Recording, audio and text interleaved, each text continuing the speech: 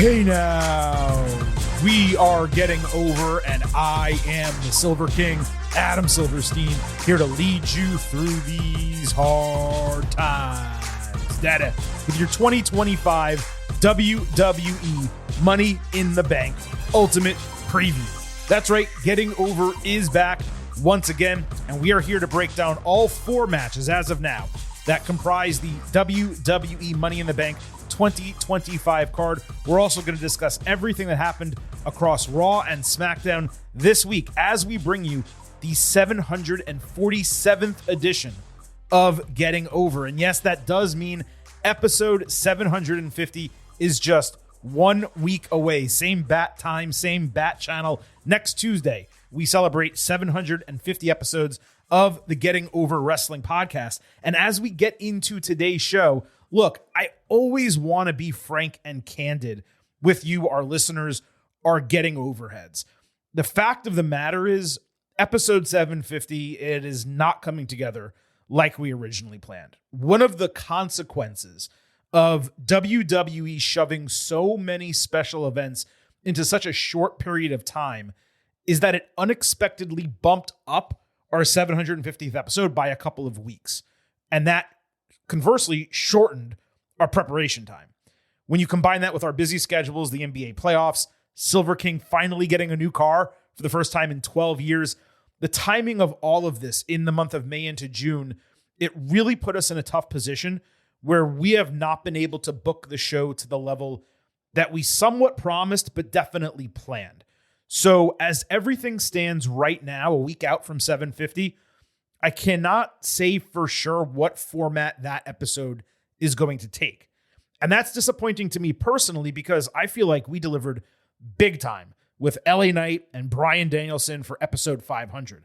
But just know we're going to be pressing for the next week, trying to make it happen. And if it doesn't all come together for 750, we will have some special interviews and episodes throughout the remainder of this summer. But there is one promise I can make you for next Tuesday's episode. Vintage Chris Vanini will be paying off his John Cena bet. One might even say, Chris, your time is up and my time is now.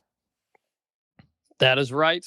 For those who don't remember, we bet whether or not John Cena would win number 17. I said he wouldn't. Silver King said he would. The loser has to sing. Let's be clear. The loser, you. Vintage loser Chris Vanini. Me. Correct.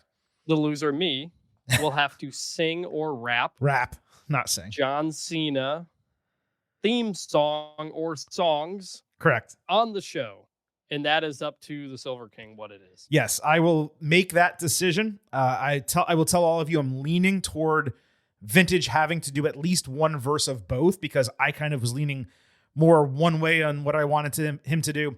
He suggested he would prefer to do a different song, and I'm not against allowing this loser over here on the show, Vintage Chris Vanini, to have some say in his punishment. I'm not a megalomaniacal Silver King. I feel like I'm very fair and balanced on this program. So you're going to get a performance on the Getting Over Wrestling podcast, episode 750, whether that performance will live on its own, whether that will come along with some big name interviews and segments, some surprises. That's kind of what I was getting at. I cannot completely tell you for sure. I wish I had the answer to it. We're going to be putting in a lot of work over the next week to make some fun stuff happen, and we will do whatever we can to bring you a memorable episode 750. But the fact of the matter is we're at, or almost at, 700, Chris, and 50 episodes of the Getting Over Wrestling podcast, which is wild. There is no way either of us thought when we started this endeavor that we would get to this number of shows, but particularly in this period of time. That's how crazy the world of professional wrestling has been. And I feel like this can be a topic that we discuss more next week, but even that we're on the precipice of this is kind of wild to me personally. Yeah, it's been a lot. We'll be more reflective next week, but it's also helpful and nice that next week's 750 is not an ultimate preview episode, Finally. Which is what every other episode is at this point because of everything going on in wrestling. So we will presumably have some time to let it breathe next week. You say that now, but like shit could go down at Money in the Bank. Shit could go down on the Raw after Money in the Bank, given a match that is booked for that show. So who knows what 750 is going to look like, even just in terms of the content that we're going to cover from WWE by the time we get to that show. But it is set for Tuesday. And the reason why it's Tuesday and not even later than that is because this is a 3-episode week. Not only are we talking WWE, bringing you the Money in the Bank Ultimate Preview right now, we'll be back Thursday talking NXT and AEW. And on that show, by the way, we will do the Worlds Collide preview. That way we open up a little bit of time on today's episode. And then on Saturday, soon as Money in the Bank goes off the air, we're going to do a 2-for-1 Money in the Bank Worlds Collide instant analysis podcast. So make sure you subscribe if you are not already. And make sure you also follow us on social media at Getting Overcast on Twitter, at Getting Over on Blue Sky for episode drops, news, analysis, highlights, all of that good stuff. You can send in questions and comments for the show, and you can vote in pre and post show polls for both Worlds Collide and WWE Money in the Bank. We will factor in your takes and opinions to our instant analysis episode. I know we were not as successful doing that for the last handful of shows that WWE and AEW and NXT as well have all put on, but that's just because of the craziness with basketball and everything that's been happening. This weekend, a lot more open, a lot more free. We're going to get back to basics when it comes to WWE Money in the Bank and to a lesser extent, Worlds Collide. I also wanted to mention off the top that I hope you all remember here at Getting Over, I happen to love the number 5. and I hope you do as well, because this is a free show. But for $5 a month or $50 for the entire year, you can become an official Getting Overhead. Just visit buymeacoffee.com/gettingover, sign up. You'll get bonus audio, the fastest 5 minutes in professional wrestling, instant reactions to every major TV show, and exclusive news analysis posts every week. Again, that is buymeacoffee.com/gettingover. We would greatly appreciate your financial support as we now go through episode 750 as a completely free and ad-free professional wrestling podcast, bringing performance-enhancing audio to your ear holes. I did want to shout out our 2 newest subscribers over at buymeacoffee.com/gettingover. First, Omar G, who signed up for a full year. He said, after years of listening, I'm finally in a fortunate situation to financially support Getting Over. Keep up the good work, Vintage and Silver King. And also Jake M, who signed up for a full year. Been meaning to do this for a while. Happy to support the best wrestling podcast in the biz. Well, we have the best listeners in the biz. Among them, Omar G and Jake M. We acknowledge you. Acknowledge. Big acknowledgement right there. Acknowledge. Now, Chris, we have a loaded show, as I already mentioned off the top. We have the main event talking about a huge angle from Monday Night Raw. The good, the bad, and the ugly. We're going to go over a ton of Money in the Bank qualifiers and the WWE Money in the Bank Ultimate Preview at the end of the show. There are timestamps in the episode description. So if you happen to be listening closer to Saturday and you just want to hear the Ultimate Preview, you can jump to that. And we're going to get into all 3 of those segments momentarily. But I'm afraid I've got some bad news.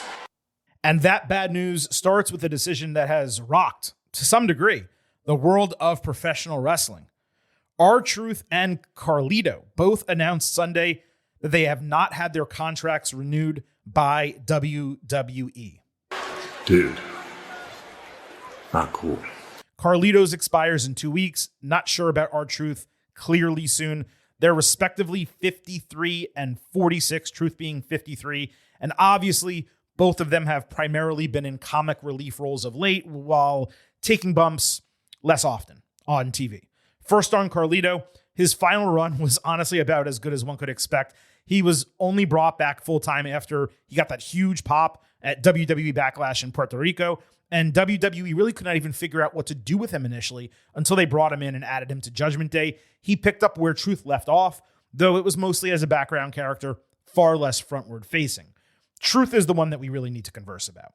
He's 53, sure, but he played the comic relief role incredibly well and remained crazy over with the audience. Always got pops when he was on screen. You could pair him with anyone to elicit any kind of reaction that you could possibly want. Always up to do whatever was asked of him. So the move itself is confusing, but okay, let's say that is the decision that you're making. Why would you have his final match be random on TV in like a 2-minute squash against JC Mateo? Why would you not take full advantage of the John Cena match on Saturday night's main event, make it title versus career or loser leaves town, something, increase the stakes markedly, let Cena be the final person to beat Truth, and allow the crowd to give him a standing ovation so he can soak in the gratitude and simultaneously create a memorable moment for the character. It would have perfectly fit with Cena's goal of ruining wrestling, taking something the fans love away from them and generating heat off of it. Now look, Truth had a 17-year run on the main roster, and it ends by him just disappearing. Like, granted, it's not like Dolph Ziggler got a hero send-off or anything like that, but that was a different regime. Beyond that, how is this the booking for a guy who was incredibly well-liked backstage and a crucial factor in the positive culture that's been created? Okay, yeah, I'm sure his contract was substantial compared to his role, given Truth's tenure and his limited work these days. But sometimes as a business, you have to make those exceptions. Have you ever heard of the term culture fit? Truth was not just a culture fit, he was a culture jolt. This does not make sense to me, Chris, on any level whatsoever. Even in terms of his TV role, wrestling needs comic relief. And by jettisoning both Truth and Carlito, WWE doesn't actively have any male talent in that role. So it's not like there was someone ready to kind of step into their position and assume the mantle.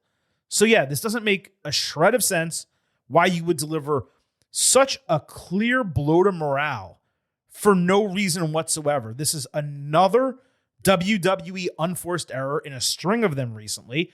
And yeah, as far as I'm concerned, we want Truth. So starting with the booking side of it, it's just like another like layup that they refused to take. We had said going into Saturday night's main event that Cena should massacre Truth. Maybe you can't bloody him because you're on network television, but like really lean into it in like for the heel heat of it all. They didn't do that. And then you find out they had an opportunity to do it even in an even easier way, which is end R-Truth's WWE career. Like John Cena, his childhood hero, so to speak, causing him to leave WWE is like ridiculously good heel heat. It's right there. How do you not do that? And so that's the first part of it. The morale, other part of it, locker room side. Look, we talk about all the time. It's a business.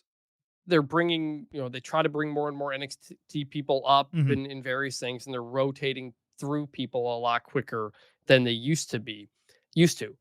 But Truth is such a utility man. You can put him anywhere with anyone and make it work. And, now that Sami Zayn is not really doing that with the Uzi stuff, Miz can kind of do that, but I don't know how much R-Truth made. I don't know what it was relative to everybody else, but he was a guy you could slide in anywhere, man, and like make a good segment out of it. And he kept turning little segments into bigger things that then helped Judgment Day, that helped John Cena. Like there's an obvious value there, even if he's not a main eventer type of guy. So it's tough.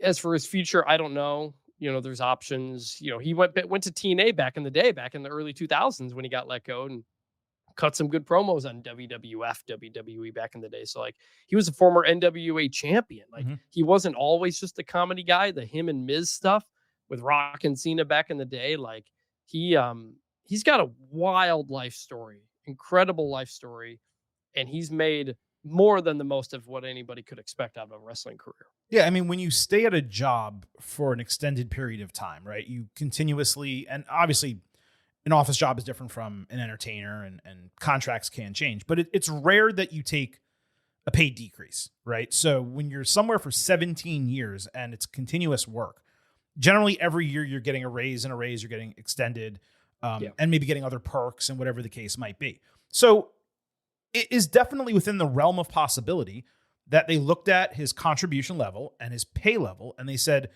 there's a huge gap between these two. And again, I don't doubt that at all. It's probably true. But that's where you move into the culture fit of it all. Sometimes you make exceptions when you know that having that person backstage around talent, it makes everyone happier to be at work. Now, is anyone else on the roster going to leave WWE on their own accord because they're angry that R-Truth wasn't renewed at 53 years old? And again, he wasn't released. He just wasn't renewed. At 53 years old, no, probably not. But there are a lot of people backstage who feel a certain way about this, thinking this guy was the ultimate company man. If they asked him to do something, he would do it every single time. He was extremely personable and well-liked, didn't ruffle any feathers. There were no issues. He wasn't asking, let's presume, for a major raise or anything like that. And maybe they look at WWE and their bosses a little bit differently, because if they can get rid of someone like that, then no matter what I do, maybe they can just get rid of me as well, even if that's always been the case. Yeah, I do think there are people who will think that way, but I don't think there's going to be a revolt from talent or anything like that. People do lose their jobs, leave jobs. These things happen. And I think a lot of fans, they like to think about professional wrestling as different than any other type of work. Like professional sports teams or office jobs, people lose their jobs for a variety of reasons. They get replaced. Enhancements are made. We said this about the last batch of releases, and I don't believe this about Truth and Carlito, but I do believe it about the prior batch that we discussed on this show. It sucks, okay, that Dakota Kai and Cora Jade and many of these wrestlers, Shayna Baszler and all of them, got released. But at the same time, WWE has signed Aleister Black and Stephanie Vaquer and Jordan Grace and Julia. So you can't just expect this company to consistently employ people forever and never get rid of anyone, or only get rid of the people that you don't like. So that's why it's difficult to parse this type of stuff whenever it happens. But in this case, it's just a complete unforced error because of the way the superstars feel about this guy. Because more importantly than that, the way the fans feel about this guy. Now, on Monday night, and really Sunday into Monday, WWE superstars, they had been loud in their support of Truth. Fans absolutely made their voices heard during Monday Night Raw. I'm remembering back a few years ago when WWE made a round of releases and people freaked out that Drake Maverick got cut. He went on Twitter, did an awesome promo, quickly got rehired. I'm wondering whether something similar happens with Truth, given the reaction to him on Monday night. Can you even make those amends with a veteran who will certainly have some type of other opportunity?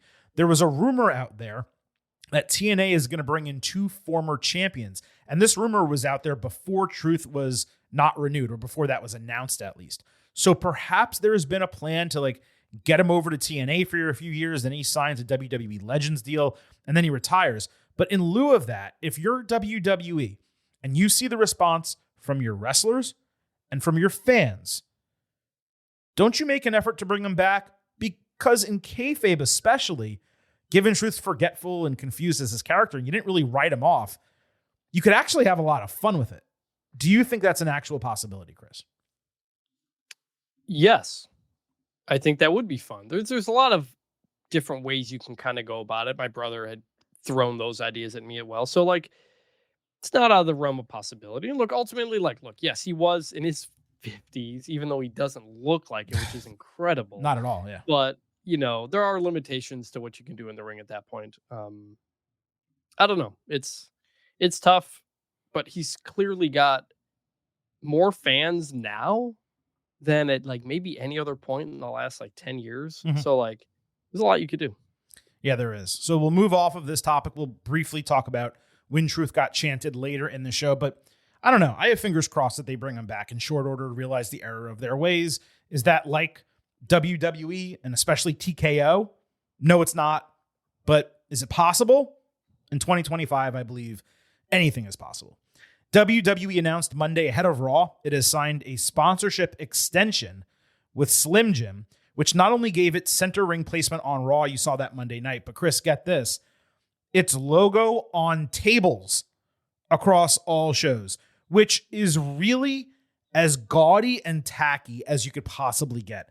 Literally to a level I could not have expected previously. Tables are not like ring steps or barricades or the top of the announce table. In kayfabe, they're extra equipment underneath the ring that just happens to get used. Like kendo sticks are a training tool. The steel chairs are there in case talent comes out or, someone in the crowd needs an extra seat or whatever the case might be. There's a reason for all of these things being underneath the ring. Slapping a brand logo on them completely kills it, and it just makes me think of this. You're tacky and I hate you. Okay, you see me after class. I mean, it's tacky, and I hate it, and guess what? I haven't even seen it yet. By God, Pat, he snapped that table like a Slim Jim. Are you fucking kidding me? What's next? Morgan & Morgan sponsoring finishing moves. Like, we already knew advertising would increase markedly under TKO, but this is so much deeper than I could have imagined. So, like, on principle, yes. We've talked many times. I don't like all the advertisements in all these places. But specifically for Slim Jim, I, for some reason, don't mind it as much. And I think it's because it makes me think of early 2000s, late 90s WCW, which had Slim Jim sponsorships in the ring, in the corner type of stuff. So, like, I already associate Slim Jim with pro wrestling because of Macho Man. So, like, I think that one specific brand doesn't bother me as much in this situation. But on principle, yes, I do agree. Yes, I'm talking about fair? On principle. I agree with you on brand. Like, it is actually a wrestling sponsor. It's one of the oldest and most consistent, like Snickers. WWE and Snickers have a long-term relationship. Like Hungry While Wait. Like, okay, it all kind of fits together. It's fine. It's not offensive like some of the other ones we've seen. We got to bring back the JVC Kaboom box. Get one of those up there. Yeah, and like if IcoPro wants to sponsor, something, like we can do that too. But it's not so much the brand in this case. It's the idea of putting a logo on tables that bothers me. You want to throw it on the steel steps. You want to put it on the announce table. Like, okay, that's all stuff you can do. But literally putting it on tables that in kayfabe are not meant to be broken, you're basically taking away the kayfabe of it. Yeah. And that pisses me off. I can see the toy. Like, I can imagine a table toy with the Slim Jim logo on it. Like, it makes sense to me, but it doesn't make sense in kayfabe. You're right. Are you a Slim Jim consumer? No, but my wife is. Really? With regularity? No, every once in a while. There's something about, I've never liked Slim Jim in particular, no offense to them or anything like that. But like beef jerky in general, I don't get it. It's when I'm at a gas station and I know like Buc-ee's, for example, has a huge selection of beef jerky and people love it. But there's something about the smell. There's something about the concept of like, oh, I'm going into the store for a snack. Let me get a hunk of dried beef to chew on, as opposed to like, let me get some Ritz Bits or some chips or something like that to enjoy. I've never been a beef jerky person. I don't mind it. It's not something I go to. My wife does it because it's good. Sometimes you need some salt and some protein and whatnot, and that provides that. So I can't speak to it too much. That's fine. I don't know. I just thought it was an interesting topic. The pros and cons of Slim Jims. Here's another piece of bad news. Joaquin Wilde was concussed, knocked out cold during a WWE speed match ahead of Raw Monday night. Longtime listener B Money at BryPat225 sent a still image of this. Now, he was set for a match with LWO on Worlds Collide, and we're going to preview that again on Thursday's show, as I mentioned. Hopefully he's okay long-term, gets cleared to wrestle short-term. If not for Saturday, I could see that transitioning into 2-on-2. Maybe LWO adds somebody like Lince Dorado just so they can kind of fill out the card as promised. Just something I wanted to mention coming out of Raw on Monday. A couple more topics, and then we'll get into the beef of the show, speaking of. Knoxville, Tennessee. Trash crowd every time WWE goes, yet they keep returning. I get it. They sold nearly 15,000 tickets for SmackDown on Friday, so of course you're going to make it a regular stop if you can sell seats like that at the prices you're charging. But man, the fans never bring it. Even for great shows, they leave something to be desired. I thought Friday night was the worst crowd that WWE has had in a few weeks. Super disappointing. Meanwhile, on Monday, it took Raw 7 full minutes to get going because not only were there recap packages, They did the whole thing at the announce table with Michael Cole paying off his bet to Pat McAfee. Let's remind, an inferior bet to the one that was made right here on the Getting Over Wrestling podcast. But they paid that off. They did this whole thing where Cole wore an Indiana Pacers jersey. And it was fine. It was comical enough. But I was sitting here thinking, the bet was for a tank top, like a thin cotton tank top. And that's actually funny. If you're Cole, why would you choose to wear the jersey of the team you hate? And if you were going to switch it with a jersey, wouldn't you try to troll Pat back and put on Oklahoma City Thunder gear because you're in Tulsa, Oklahoma? And I know they mentioned that and Pat got some heat over it. But if I'm WWE, I'm having Cole take off the Pacers jersey and have the Thunder jersey underneath. He's fulfilling the bet. He's rankling Pat. I'm probably overanalyzing something that is not even worth talking about. But I was going over this in my head. I was like, what would I do if I lost a bet and I was in a situation like this? I sure as shit would not wear a Pacers jersey. Anyway, the Raw crowd in Tulsa was much better comparatively. They were annoying in a few different parts. But what they did not lack in was volume and enthusiasm. And I will take that every day of the week and twice on Sunday over being quiet and sitting on your hands. Chris, any general thoughts about SmackDown and Raw this week? So I didn't see SmackDown live. And when I go back and watch it, I fast forward a lot so I don't get a full sense of the crowd. Actually, we actually didn't mention this on the show. I didn't watch SmackDown live because I was in Orlando for Big 12 meetings and an EA Sports event. Mm-hmm. And you and I almost met in person for the first time. We were in the same city, about 20 minutes apart, but we had two different schedules. And we couldn't make it happen. I was busy at meetings. So let's quickly dig into that, and you can get back. So he was at meetings. Silver King finally purchased a car, right? I got a Cadillac Lyric. Extremely excited about it. My first EV. Already love it. But I got an incredible deal. And in order for me to pick it up, I had to go to Orlando to get it. So I took a train up there. We have something here called the Bright Line.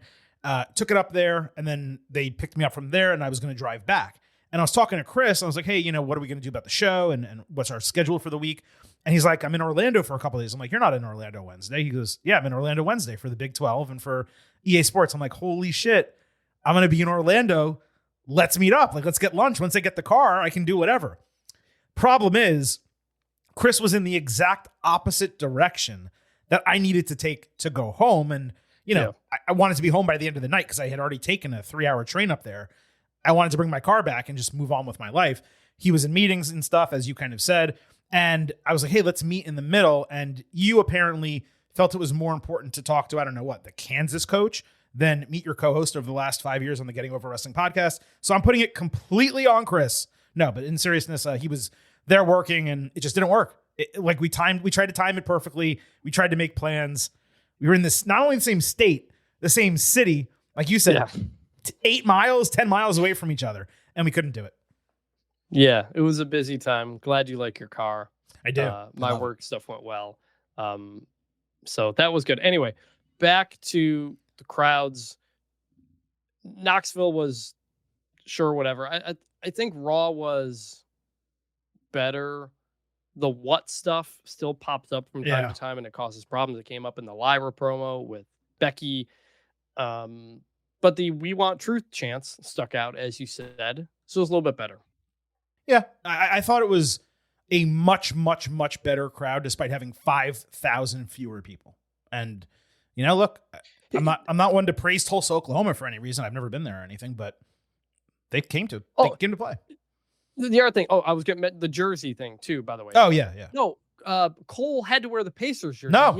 Like me, he has to pay off the bet to McAfee. No. The bet was that he would wear a tank top, which is what Pat wears on his show, or Pat would wear a full suit.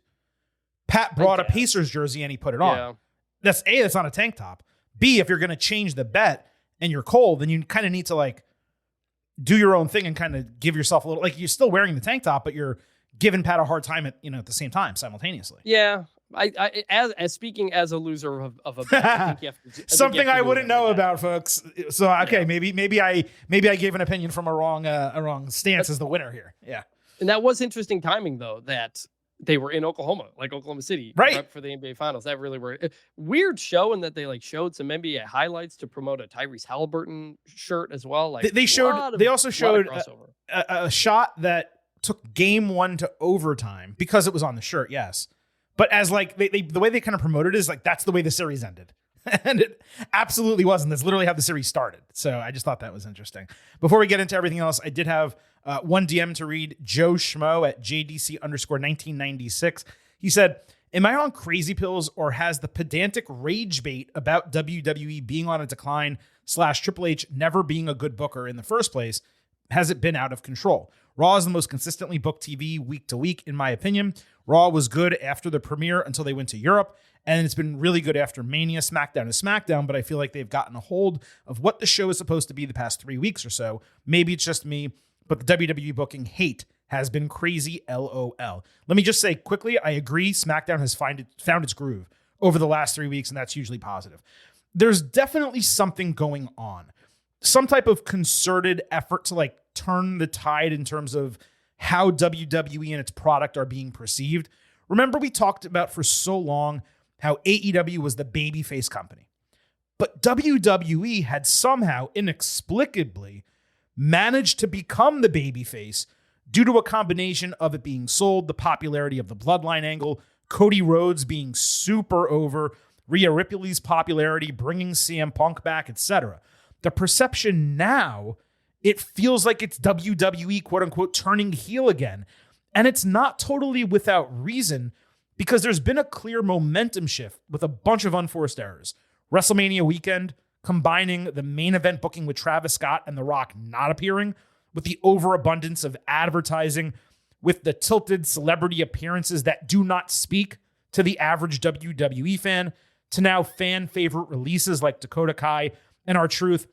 And I hate to kind of put them in the same category because Dakota Kai is really an IWC favorite and R-Truth is a legit fan favorite. Like, he was getting cheers all the time. But WWE is also not operating at its peak creatively as of right now. The John Cena heel turn and championship run, it's not hitting like we all hoped and expected. That's the primary issue. But to specifically answer your question, it does simultaneously feel like there's an abundance of pedantic criticisms, with a lot of people purposefully overlooking the positives, like Io Sky as champion, the Seth Rollins group, Penta and Jacob Fatu getting heavily pushed, the women's division being booked, frankly, better and more consistently than it has in literal years, maybe ever, once Io actually gets a title feud established, the influx of women's talent to the main roster, the SmackDown tag team division. Don't get it twisted. There is plenty to criticize about WWE of late. We do it weekly. We've already done it on this episode. But a lot of it does feel pedantic. People are complaining that like Savio Vega and Joaquin Wilde are on Worlds Collide because Savio's Puerto Rican and not Mexican. And Wilde is not a luchador because he's Filipino, but he's in a luchador group. And Vega may be someone who appeals to the Spanish-speaking audience because for a while, WWE only had so many actual Mexican wrestlers. Like, why are you getting upset and calling the company racist because those guys are on a Worlds Collide show that is not, by the way, only about Mexican talent? Stephanie Vaquera's on the card. She's from Chile. She's not from Mexico. Do you have an issue with her wrestling? Like, so I don't completely understand why some of these things are being exaggerated from the pedantic sense to the question. But has WWE created a lot of unforced errors recently? Yeah, they absolutely have. So the criticism's warranted, but some of it, is it ridiculous? Absolutely. As someone like myself who's on social media all day, I think you're online too much at the moment. Oh, I think so too. Yeah. I have not seen, maybe it's because I was traveling last week. I've not seen a lot of these specifics, nor do I care. Like, who cares? But I will say it's been a stretch of bad headlines and bad PR going back to leading into WrestleMania with some of the stuff Roman and Triple H and all these people said, and Cena. Correct. So it's been just kind of a string of not great, a string of bad news while the company is not as hot as it was a year ago, at least at the top of the card. So that just kind of opens the door for some people to complain. And that's fine. People can do that. I don't think I don't think a lot of this stuff really matters. I think day to day, we're still enjoying the shows. We're giving mostly goods on our rankings. Mhm. And we've got problems with how many pay-per-views they're doing and booking decisions and stuff like that. But yeah, I think some of these pedantic's a good way to say it. Like a lot of these things, like people just, you got to get outside and touch grass, man. I really believe it's that WrestleMania week that turned the tide. It was all those interviews and all those statements that were made by the people that you mentioned and others. It was The Rock not showing up, which everyone felt like needed to happen for that angle to work. And that match was unsuccessful. And then the John Cena heel turn coming out of it really flatlined as well. Like not the heel turn, excuse me, the heel booking as champion coming out of it kind of flatlined. And don't forget, there was those 2 weeks in Europe or 3 weeks in Europe that really failed. So it was a rough build into WrestleMania, a rough WrestleMania week. And the number one storyline coming out of WrestleMania has not been hitting the way that it needed to. So it feels completely different from a year ago and even more different than 2 years ago. And when you have something like that, you know, it's like a boulder rolling downhill, like I guess a boulder of snow. What would that be called? Like an avalanche, I guess, rolling downhill. Yeah, boulder of snow. What the hell's wrong with me? It's like an avalanche, you know, falling down. As you see the disaster coming, it's picking up more and more little pieces, and there it grows larger and larger. And that's, to me, what it feels like. A lot of the individual criticisms are indeed pedantic, but when you're attaching them to the larger piece that is problematic, what TKO is doing, some of the releases, WrestleMania not being successful, the Cena heel turn, then it suddenly feels like, oh, wow, everything is going wrong in WWE. When in reality, it's just not. That's not the case. Things are going well. They're selling a shitload of tickets. The shows are largely good and entertaining. But is it hitting the same as it was 18 months ago? No, it's not. When the Bloodline was at its peak and Cody Rhodes was in chase for the championship, no, it doesn't feel like it did then. But we also kind of said, coming out of WrestleMania 40, this probably was the peak of that kind of portion of WWE. They tried to set that up as this is the start of a brand new era and everything's going to be like this going forward. And I think anyone who had been watching for a long time and more than 5 years, I'm talking about decades, kind of knew that was like an apex. And when you reach the apex, the only way you can come out the other side is by going down. Yes. All right. We got a ton left on this show. The good, the bad, and the ugly, and your WWE Money in the Bank Ultimate Preview, both coming up. But we're going to kick off our breakdown of the week in WWE, as we always do, by sliding into the main event. This is the main event. So CM Punk eventually opened Raw, like I said, 7 minutes after the show began, saying it was the summer of Punk, and he was ready to win Money in the Bank for the third time to get some gold back around his waist. He said Jey Uso is his friend, so if he goes after him, it's not personal, whereas with John Cena, he's a little bitch who sold his soul to a bald fraud goof, a.k.a. Dwayne Johnson. Sami Zayn came out with some fans singing his song and a few really close to the microphone chanting, "We want truth." It was like 4 dudes, and it stopped really quick. Zayn stressed that Punk must win his qualifier because if Seth Rollins wins the briefcase, WWE will become something they do not want. Sami also said not to worry about interference from Rollins' goons since he and Jey would take care of them in the main event. And then they shook hands over Zayn's goal of still being the world champion sooner than later. This was a far better promo from Punk, the energy, the content, all of it, than we got at the go home for Saturday night's main event. You'll remember we criticized that for just lacking momentum and build to a big show. Not only did Punk's promo accomplish all of that, Zayn was extremely effective in building the crowd toward wanting a specific main event result. This also boosted Punk's contendership for the briefcase in my eyes. I began to seriously consider him as a potential winner, which was precisely the point. It's what they wanted us to start thinking. He laid out exactly why we should believe it was a possibility, especially with Cena as champion. I figured, well, what if they have Punk win and they do the inverse of Raw 1000 where Cena pre-announced that he was cashing in the briefcase on Punk. This time Punk wins it and he pre-announces he's cashing it in on Cena. That's how you get that feud. So that started percolating in my mind. And on top of the fact that I loved Punk's promo, I loved Zayn coming out there and being a pure babyface, but also restating that he wants the championship, which is something he's done multiple times, by the way, since WrestleMania. I just thought they nailed this. Yeah, this was really good. Punk, like you said, by talking about Cena, we all know we're gonna get a Cena Punk match before it's over. We hope. And Yeah. so every time Punk talks about it, it makes you think, hey, maybe this is it. It makes you believe in Punk and what he's saying that he might win here. And Sammy, yes, again, talking about going for the gold. This is more like right now, more than any other time, I want to say in years in WWE, you have so many people talking about going for the world championships. And not part of it's because of Money in the Bank, but it's not just because of Money in the Bank. And that makes the whole show feel more alive, and it makes the stakes feel higher, and it makes it feel like the champions do have people coming for their neck, which is what you want. It's exactly what you want. Paul Heyman found AJ Styles backstage offering a birthday gift information, saying Dominic Mysterio is ruining the prestige of the Intercontinental Championship, which needs to be held by someone phenomenal like Styles. The idea being he should be going after that, not worried about the briefcase. Styles said Heyman must be tired from flinging shit and making threats, and he took what Paul said as a threat. Styles' retort was solid, but not particularly notable. I don't really have anything to say about this other than it feels like Styles is in the last year or two of his career, and he's not really doing anything that comes across as important. It was cool to see them interact, but it wasn't anything more than just kind of building for the main event. The best part was Heyman dropping Dirty Sanchez out of nowhere, which, if you know, you know.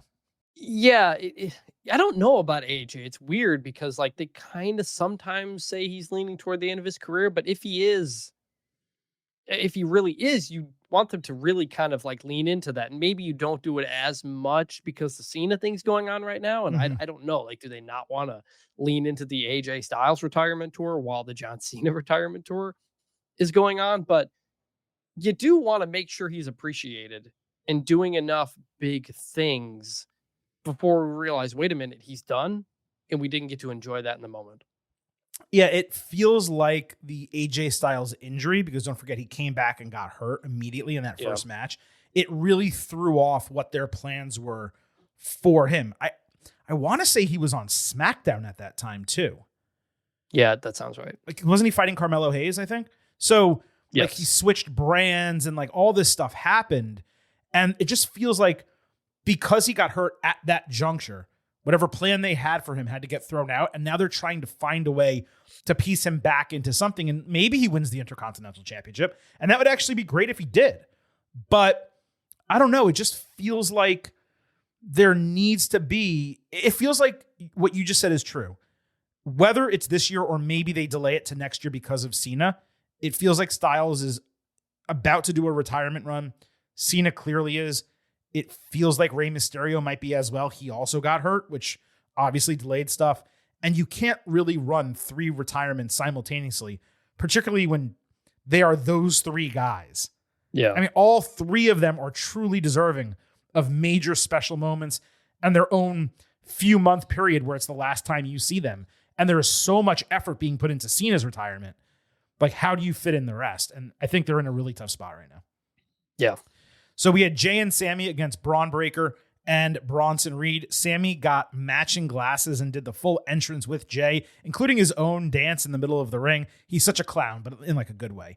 The heels got a mashed up entrance theme, which I thought was extremely odd. You can mash up themes for some people. Fraxium, for a long time, was a great example. These two did not work together, but they were wearing matching gear, and that was positive. Jay stopped a rope run spear with a super kick for a 2.99 false finish. Breaker is awesome at those. Then he tried the sleeper choke, only to eat a Reed senton. The big heels caught Sammy flying, so Jay took them all out with a tope suicida, only for Rollins to run down with a perfectly timed stomp at the bottom of the ramp for a disqualification. The heel set Zayn up for what frankly would have been impossible. A tsunami off the top rope through the announce table. And because that was impossible, Punk had plenty of time to save. He threw a chair at Bronson Reed's head. Breaker went wild, had to be held back. And Rollins told him they knew exactly where Punk would be later in the show. Not feeling the necessity for a DQ here when Zayn easily could have just taken the fall. But Rollins' stomp was expertly timed. The crowd was mega hyped for the brawl and the Punk save. And this did well as story continuation for the main event of the show. I fear one day WWE might actually have him try that tsunami, but there is simply no way that is achievable for a man his size. He cannot cover that distance. Just do it off the barricade, steel steps, put up a ladder if you want to do it through the announce table.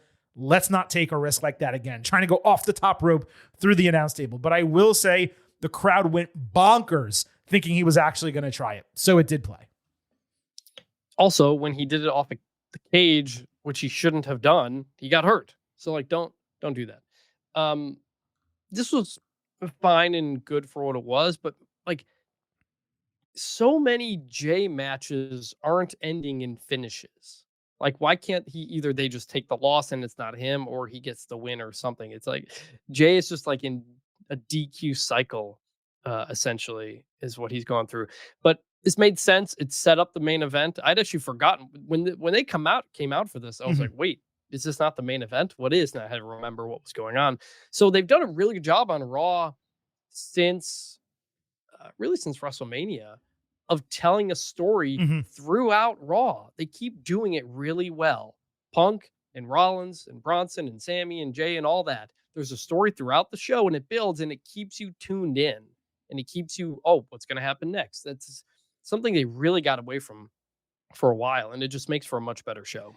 What's interesting is even if it's like not the best creative, it's still engaging because it's like, okay, I want to know what's happening next, how this is going to end. If it is great creative, then it's an incredible show. But even when it's not, it gives you a reason to stay tuned in, stay attentive to what's happening, and not say, oh, the guy I liked is no longer on the show. Okay, cool. I can just kind of see what happens the rest of the program. And by the way, I did forget to mention this up front. I've been critical that the only time we've seen CM Punk has been in the main event segment saving like 2 or 3 weeks in a row. He was there front and center this week and in multiple parts of this program. Exactly. That's what we were saying. If you have Punk there, use him. They're your biggest stars. So they did that this week. Yeah, totally he's did. Out there for a promo. He's out there bits and pieces. And then he has his match at the end. Even if he doesn't have a match, keep him on screen. Those are the people. Those are the wrestlers people are paying and watching to see. Yeah. Use them when you have them. And they did the same thing with Jay. Jay got like 3, I want to say maybe 4 appearances on this show. He's the most over person on the entire roster. That's exactly how you should be using him. They didn't save Stone Cold Steve Austin. I mean, occasionally they did, but they generally didn't save Stone Cold Steve Austin. So you only saw him for 30 seconds an episode. No, you saw him like 8 times. Every single 2-hour edition of Raw. Then when it was 3, certainly even more than that. Karrion Kross found Zayn backstage, leading Sammy to snap at him for stalking him, asking what exactly he wants. Kross said Sammy has been lying to the fans, his friends, and himself. He could have been a 10-time world champion by now if he just realized he's not a good guy and did the terrible things that we have seen him do before. Kross said he's a bad guy. And while Zayn may believe he's wrong about that, what if he's actually right? I still want more from Kross, but this was the most effective segment he's had since WrestleMania. And I wonder whether WWE is going to have them team up in some way before Sammy flips back babyface. Don't forget, they've been teasing a heel turn from Sammy primarily on Jay since the Raw after WrestleMania. I'm not sure if WWE is going to pull that trigger because of their long-term friendship on screen, but if they do, you want to talk about getting mega heat on someone, Sammy would get mega heat. I'm interested. It's interesting. They keep laying some breadcrumbs out there. We'll see if something happens. So that brought us to the main event, which was Punk, Styles, and El Grande Americano. So this week, Americano was announced as from the Gulf of America, and WWE had changed it to Gulf of Mexico. I'm just confused. I know it's the same place, and that place, by the way, is the Gulf of Mexico, but why are going back and forth with this? They even made it a big deal on commentary, remember, that he's from the Gulf of Mexico? Like, I don't know. He should be saying Gulf of America, so they went back to what it should be for the joke. For the joke. Heel. Yeah. Yeah. But still, like, they made a deal on TV that they went to Gulf of Mexico that the prior one was incorrectly said. And now they're just doing it anyway. It's just weird. Anyway, Punk ensured the referee checked Americano for the metal plate before the bell. And we had listener Andre at the Dre Mose write in saying we should call that out because there was no reason to check Americano given triple threats are inherently no DQ. So, Andre, what I got to say is this, man. While that's true, that does not mean it's a match that is supposed to involve weapons based on rule. So while Americano could not be disqualified for using a steel plate, he shouldn't be able to start a regular triple threat with a weapon. If so, everyone would just grab kendo sticks and start every single triple threat with a weapon in the middle of the ring. So I completely disagree. So I've always wondered that, though. I don't like that it's a non-DQ, and the way to get around it is if someone can get DQ'd and turn it into a singles match, a one-on-one. That's how I've always felt it should be because of that loophole that's right there. Like, theoretically, why does someone from Judgment Day just not have the rest of Judgment Day ringside and just jump in and ready to go when it starts? Like, these are notable logicals. It's logical in professional wrestling kayfabe and Yes. match rules, but it doesn't mean that you get to start the match with a weapon. So there was no issue checking him for it because the referee's job is to ensure everyone starts the match on an equal playing field, and that's a regulation match, not a weapons match, not a street fight or anything like that. So the referee did nothing wrong, Punk did nothing wrong, and Americano didn't have anything on him, so really it's a moot point. Punk caught Americano with a Shining Wizard as he celebrated an early suplex. It was a really fun spot. Then he tried to remove his mask, with Michael Cole claiming we would see Chad Gable, despite Americano being a living legend who bears no facial resemblance to Gable whatsoever. Maybe Cole's on drugs or something. I don't know what's happening. He's clearly brainwashed a portion of this fan base into believing that Americano is someone else. Anyway, Americano countered Go to Sleep with an ankle lock, only to roll out of it directly into a Styles Clash. Great spot. Americano broke a fall with a moonsault before completely missing one and eating GTS, only for Breaker to pull Punk out of the ring and attack him. Jay and Sammy saved, as Gunther and Cross predicted they would earlier in the show. Styles took his eye off the ball, hitting a springboard splash onto the group, but just when he tried Phenomenal Forearm, Americano caught him with an anti-air headbutt for the win. An incredible booking decision by WWE.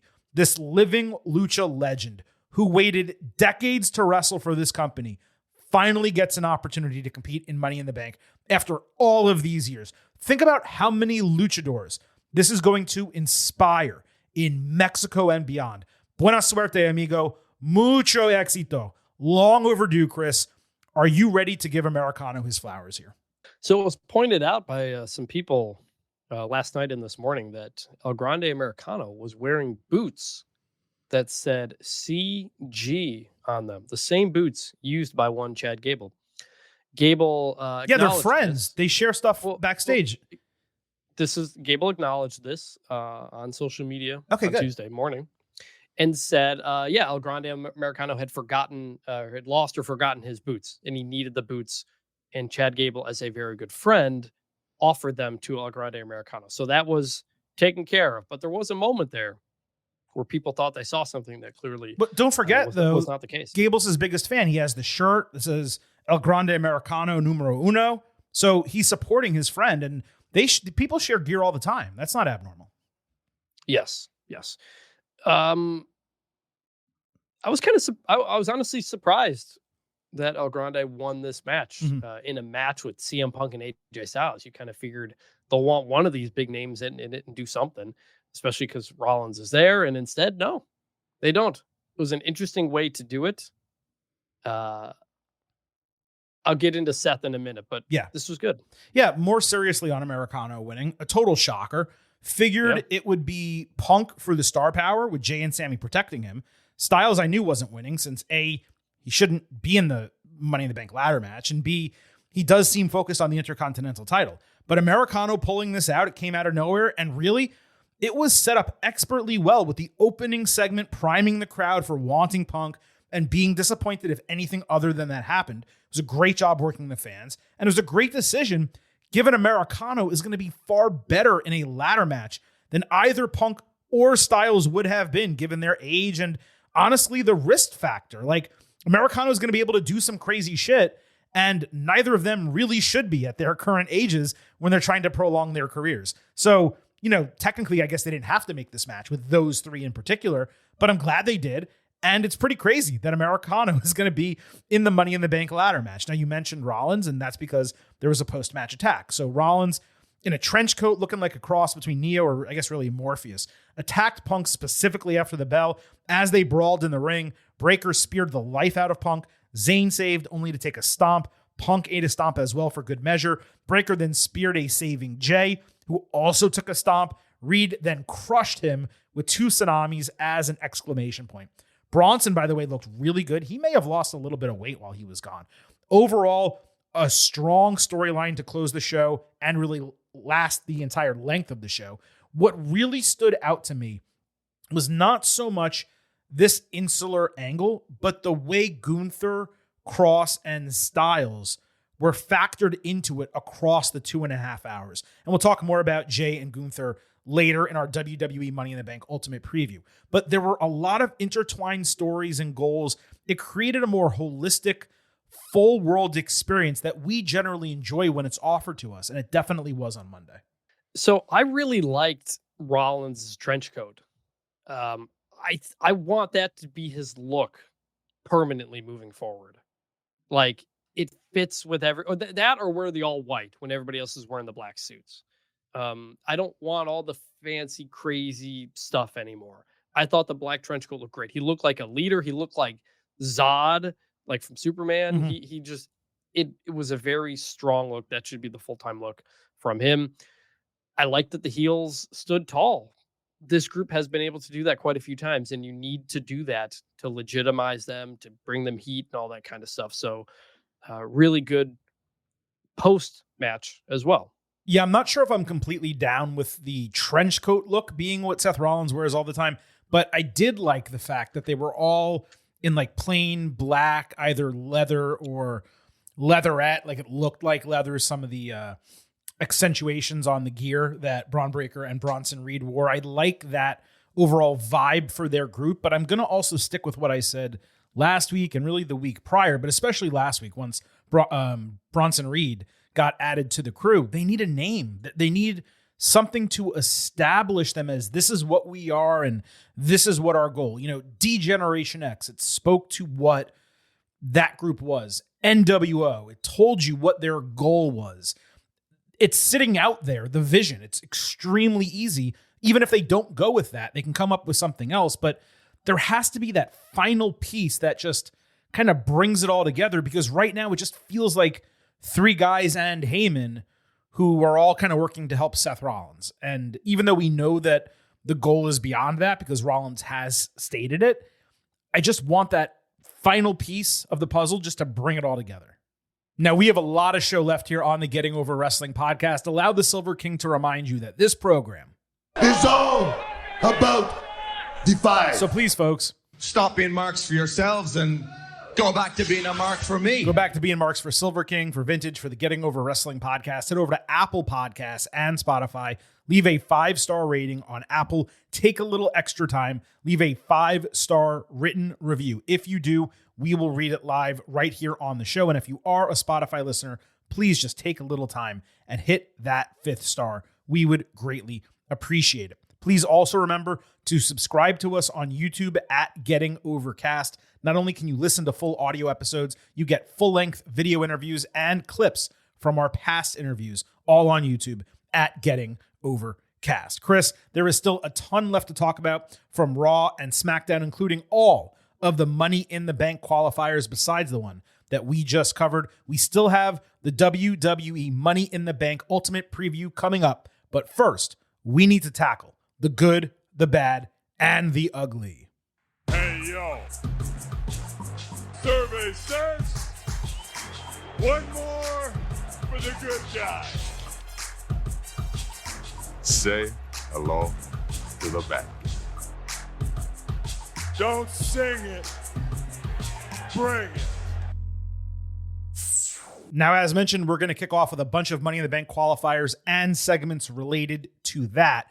Bianca Belair opened SmackDown in Knoxville wearing their disgusting pale orange as a singlet. No presentation adjustments as we had hoped. Her fingers were still in a splint, which didn't make any sense given she was returning.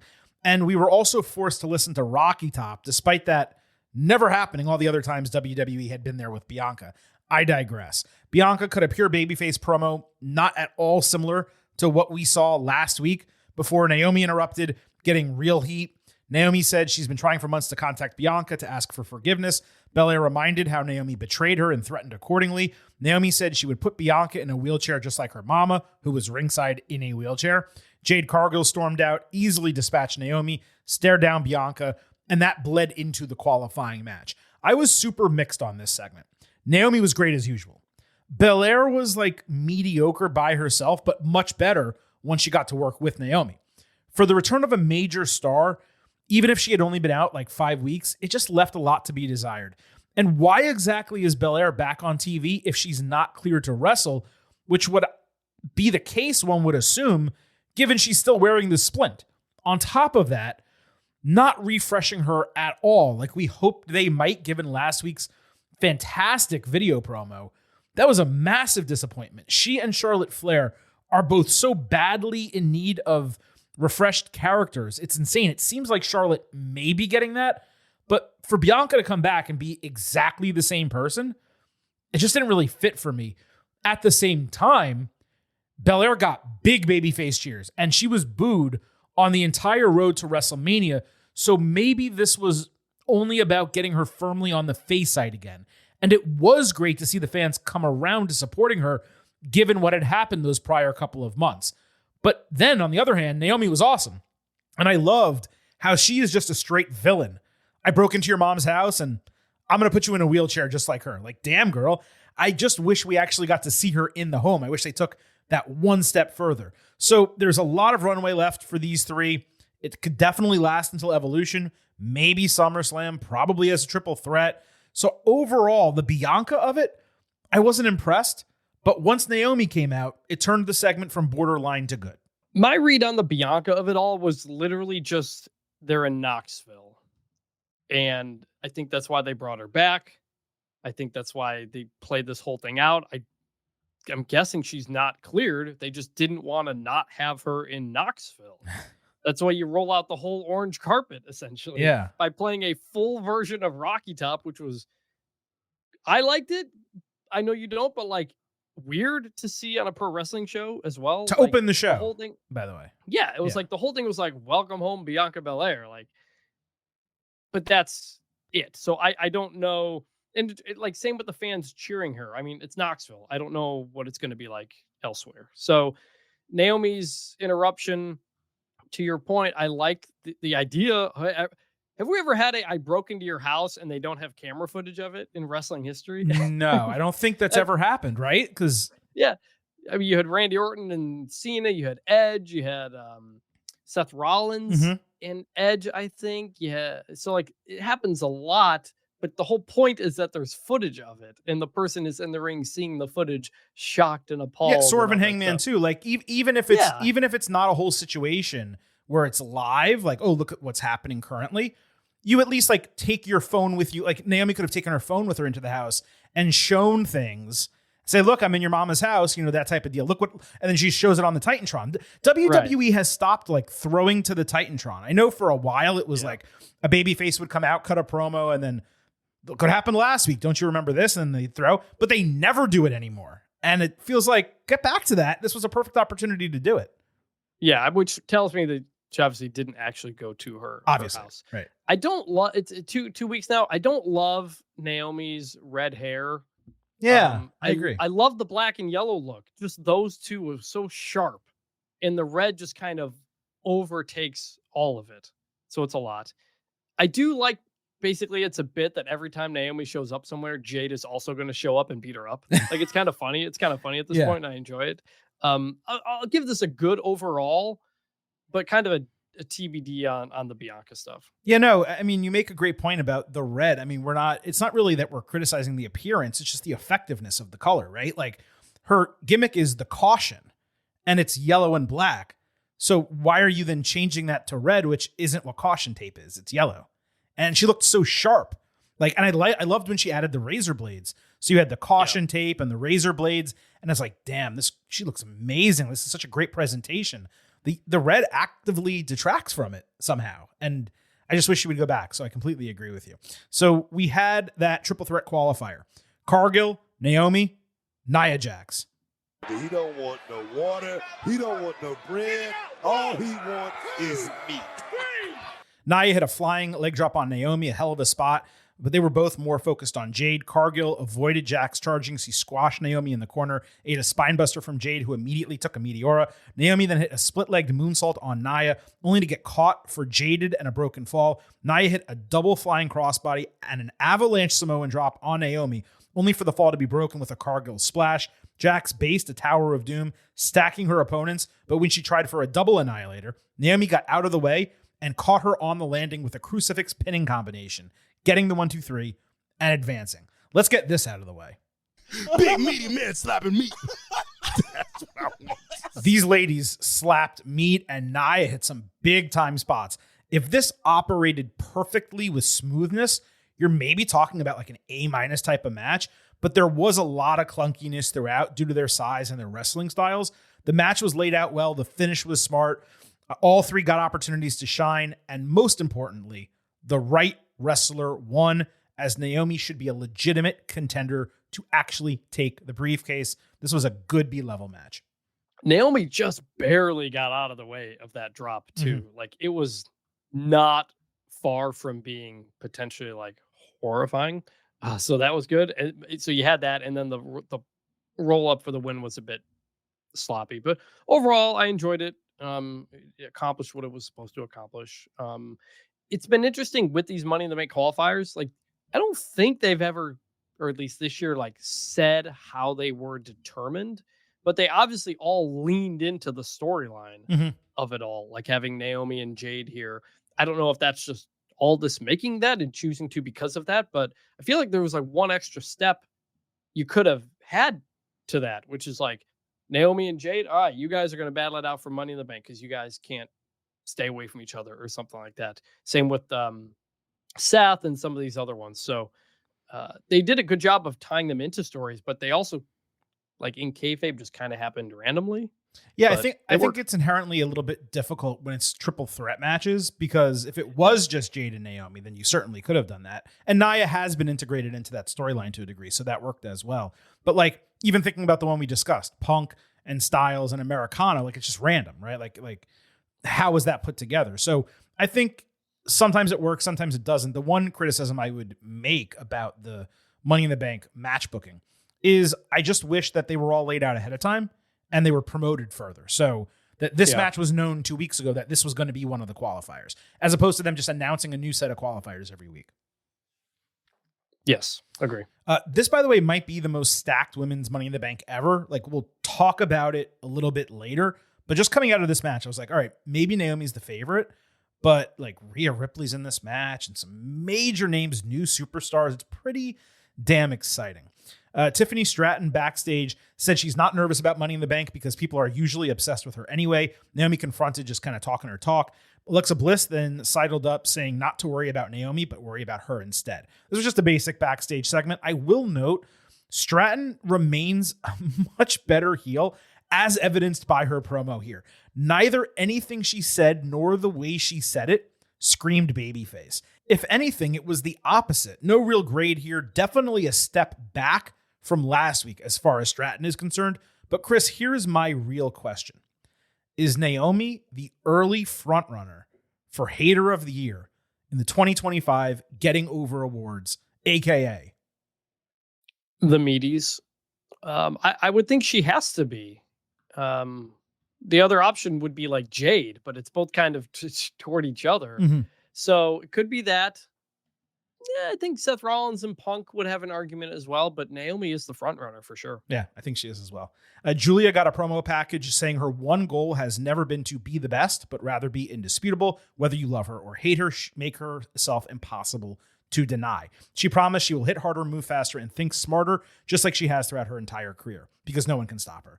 This was one of the best character introduction packages that WWE has done in a long time. It was also the best promo that Julia has cut in WWE and the best English that she's spoken in WWE. If you cannot tell already, I loved this. Great way to establish her as different from the others.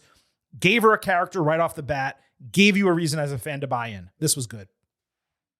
It was good. It's what I've been asking for a while, ever since Roxanne and her and Stephanie Verker were kind of floating around. We didn't know much about them other than they're in NXT. So this was good. Roxanne Perez backstage offered to help Liv Morgan in her match should she need it. Liv declined, and Roxy got into it with Raquel Rodriguez as Morgan came across Io Sky, promising to win the briefcase and take her title. What this reminded me more than anything is that WWE has somewhat cooled Io down over the last month, not really having her in a feud of any substance, given the entire focus of the women's division has been building toward Money in the Bank and, of course, the Becky Lynch and Lyra Valkyria feud.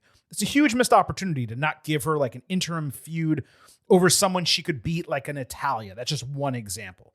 Then we had Stephanie Vaquer, now signed to Raw, by the way. She got a promo package just like Julia, talking about being an obsessed WWE fan as a kid, only to now be reaching her dreams and making history as part of the company. One accolade after another flashed on the screen, as she said she's now on Raw to dominate. I thought this was less successful than Julia's, just apples to apples. Stephanie's English is even better than Julia, but the promo was entirely in Spanish. I don't mind that. I was just surprised by it because that's what she had been working on in NXT for the last few months. This also lacked as much content and personality as what Julia showed. So I'm still going to give a good as the overall setup for this match. And I'm glad Vaquer got an intro, even though she, of course, appeared a couple times after WrestleMania. But I just thought Vaquer's could have been a little bit more successful compared to Julia's. But still, I loved the interactions of Perez and Liv and Raquel and Io, and then getting Vaquer in here as well, all ahead of the match. It just really worked together. Yeah, it was good. It wasn't as good as Julia's. And I'm never a big fan of like I wanted to be in WWE all my life as like the introduction. But the accomplishments and laying all that stuff out, just like Julia, they explained who this person is. And it worked because when she comes out for the next match, big pop. Oh, yeah. So we had Vaquer, Morgan, and Ivy Nile in a triple threat for a Money in the Bank spot. Stephanie, as you said, got a huge pop. Not only that, when the bell rang, the fans immediately chanted her name. And by the way, she got pyro added to her entrance, which is how you know someone is a big deal when they get that upon their debut. I do want to note one thing about a production mistake that WWE made here. The entire gimmick with her Titantron is you see the horns grow out from nothing, right? And they kind of twist over. In order to visually see that, you need to be front on. The camera needs to be directly in front of the screen. And they do that on NXT, and they did it when she made her main roster debut after WrestleMania and all that. But here they did a side camera angle, like coming out of the crowd, the crane camera, and the visual effect of the horns was completely lost. So another situation where like WWE production is making this really strange error that they never had previously under the prior regime. Anyway, to the match. Devil's Kiss right out of the gate on Liv. Morgan did 3 Amigos, the third landing on Nile, which was pretty smart. Ivy based a Tower of Doom before exchanging pinning combinations with Vaquer. Morgan caught both flying in with a double code breaker, but she nearly got caught in a backslide off the ropes after Oblivion was prevented. Liv avoided SVB, then she hit Oblivion, breaking a stolen fall attempt by Ivy. When Morgan accidentally got twisted into the steel steps, Vaquer caught Nile back inside with SVB for the win. Still dislike her finisher, still dislike the name of the finisher, but she was obviously the right winner in this match. What was crazy about the reaction to this is that despite being a heel, Liv usually gets cheered anyway by crowds. They like her that much. Stephanie is so over that Liv actively got booed throughout the match. Fans even chanted Stephanie after the bell. So man, oh man, is she over. I don't want it to get lost here that Ivy completely held her own. She continues to improve every time she gets in the ring. This was a good match, good booking, good full-time Raw debut. You can't really ask for much more when it came to Stephanie Vaquer on Monday night. Yep, I agree. This was good. And your point about Liv is well taken because I've been saying it on the show. The heel women's roster is stacked right now. Mm-hmm. And you need to have hot baby faces to kind of answer for that. And Stephanie Vaquer may be that based on the reaction she got there. So real positive sign and agree. Ivy Nile was solid here as well. So good stuff. Vaquer got another big pop showing up backstage. When she began answering a question in Spanish, Rhea Ripley stepped in, getting, of course, an even bigger pop because you can be really popular, but Rhea is still Rhea in WWE. They just shook hands. I'm confused at the reluctance, I mentioned this a second ago, to let Stephanie speak English on this episode. That reaction to Vaquer and Ripley together, holy hell, I wouldn't be entirely surprised if that's a WrestleMania match in 2 years. I've seen people already saying, well, it should be the WrestleMania match this year. How soon you forget that the entirety of the road to WrestleMania 41 was building up Ripley and Belair for WrestleMania 42. That match should happen. I know Stephanie's popular. Put her in with someone else. Let her win a title if you want, and then set up Ripley and Vaquer 2 years from now. But I liked the interaction backstage. I'm just confused about why this woman who has spent 6 months learning English and doing a great job at it was relegated to speaking Spanish the entire show. Is it because of Worlds Collide and that's how they want to present her? Yeah, go ahead. Sorry. That is my thought, that they've got Worlds Collide coming up. They've got the AAA stuff. So lean into that for your Hispanic audience, for the next 2 weeks, this week. So it makes sense. Maybe next week she's speaking English again. I like foreign language promos with subtitles, and I like when superstars speak their native languages. Like it's not, I don't want to say preferred, but it's it doesn't matter to me if Io speaks Japanese or speaks English. It's great, but I was just surprised when you're kind of bringing her up and you're saying this is our new talent, and she just only speaks Spanish all episode. When in NXT, I would say 80% of the time she spoke English. I was just like, it threw me as someone who knows and has been following her for really the most of the last year, is pretty much the point I'm making. We had War Raiders against Finn Balor and JD McDonough. For some reason, I simply cannot explain. The heels came out to the rarely used hip-hop Judgment Day theme that no one knows, rather than the Finn Balor theme that people actually respond to. New Day was on commentary here, but at the bell, fans audibly chanted, "We want truth" and "What's up" far louder than earlier. I think it was the loudest on the show. McDonough had a terrific sell when getting thrown out of the ring. Momentum rolled his body onto part of the announce table. You could say it was a Rock-esque sell. New Day got ejected for actually doing nothing wrong. The Raiders got nice reactions for their heavyweight offense. Balor missed coup de grace and basically took a Bronco Buster from Ivar, but Perez distracted to stop a Doomsault. McDonough pulled Ivar by the beard into the top of the ring post, and Balor hit a coup de grace for the 1-2-3. This is the second win in 3 matches for Finn Balor. What is going on? Sure, both were tag team wins, but anyone I can get for Finn is a victory for the Silver King at this point. I like the storytelling of the women shunning Roxy and losing because of it. 2 L's for Liv. I guess 3 if you want to include Raquel on this show, which we'll talk about momentarily. While the men have embraced her and actually benefited because of it. So that's pretty cool as a story beat. Strong work bell to bell. Not a particularly remarkable match, but the crowd got up for it. This was good. Yeah, it was good. I was kind of wondering about the whole New Day thing because, like you said, commentary even pointed out they got kicked out. They didn't actually do anything, right? But I guess you kind of had to do that to set up the Roxanne interference distraction to lead to the Judgment Day win, because otherwise it would have been a lot of people out there. I don't know, but I think that was the order of events for the reason that they were. But correct winner. I'm interested in the seldom used hip hop Judgment Day theme. I'm fine with using it because they haven't been old Judgment Day in a while. We've wanted them to rebrand for a while, and they're kind of in the middle of splitting. So if just Finn and JD are using this, then maybe that's enough. Maybe that works. And Dom, I guess, too. Just no one knows what it is, though. And Dominic has his own theme. Balor has his own theme. That's the problem. So it's there's so many. So why would you use the one that's never used and people don't respond to?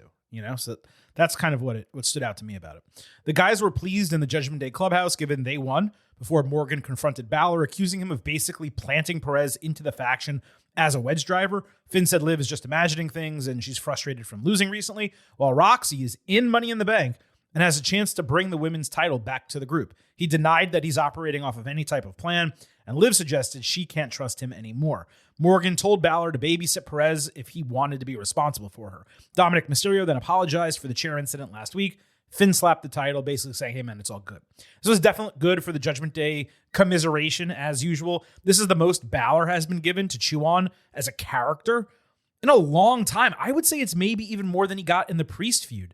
The tug of war between Finn and Liv, it's interesting to watch unfold, and it does feel like this incarnation of Judgment Day is going to come to an end sooner than later, and I'm excited for that, because as much as I like the group and everyone involved in it, it's kind of gone on a bit too long, and it needs to be, if not ended, at least refreshed.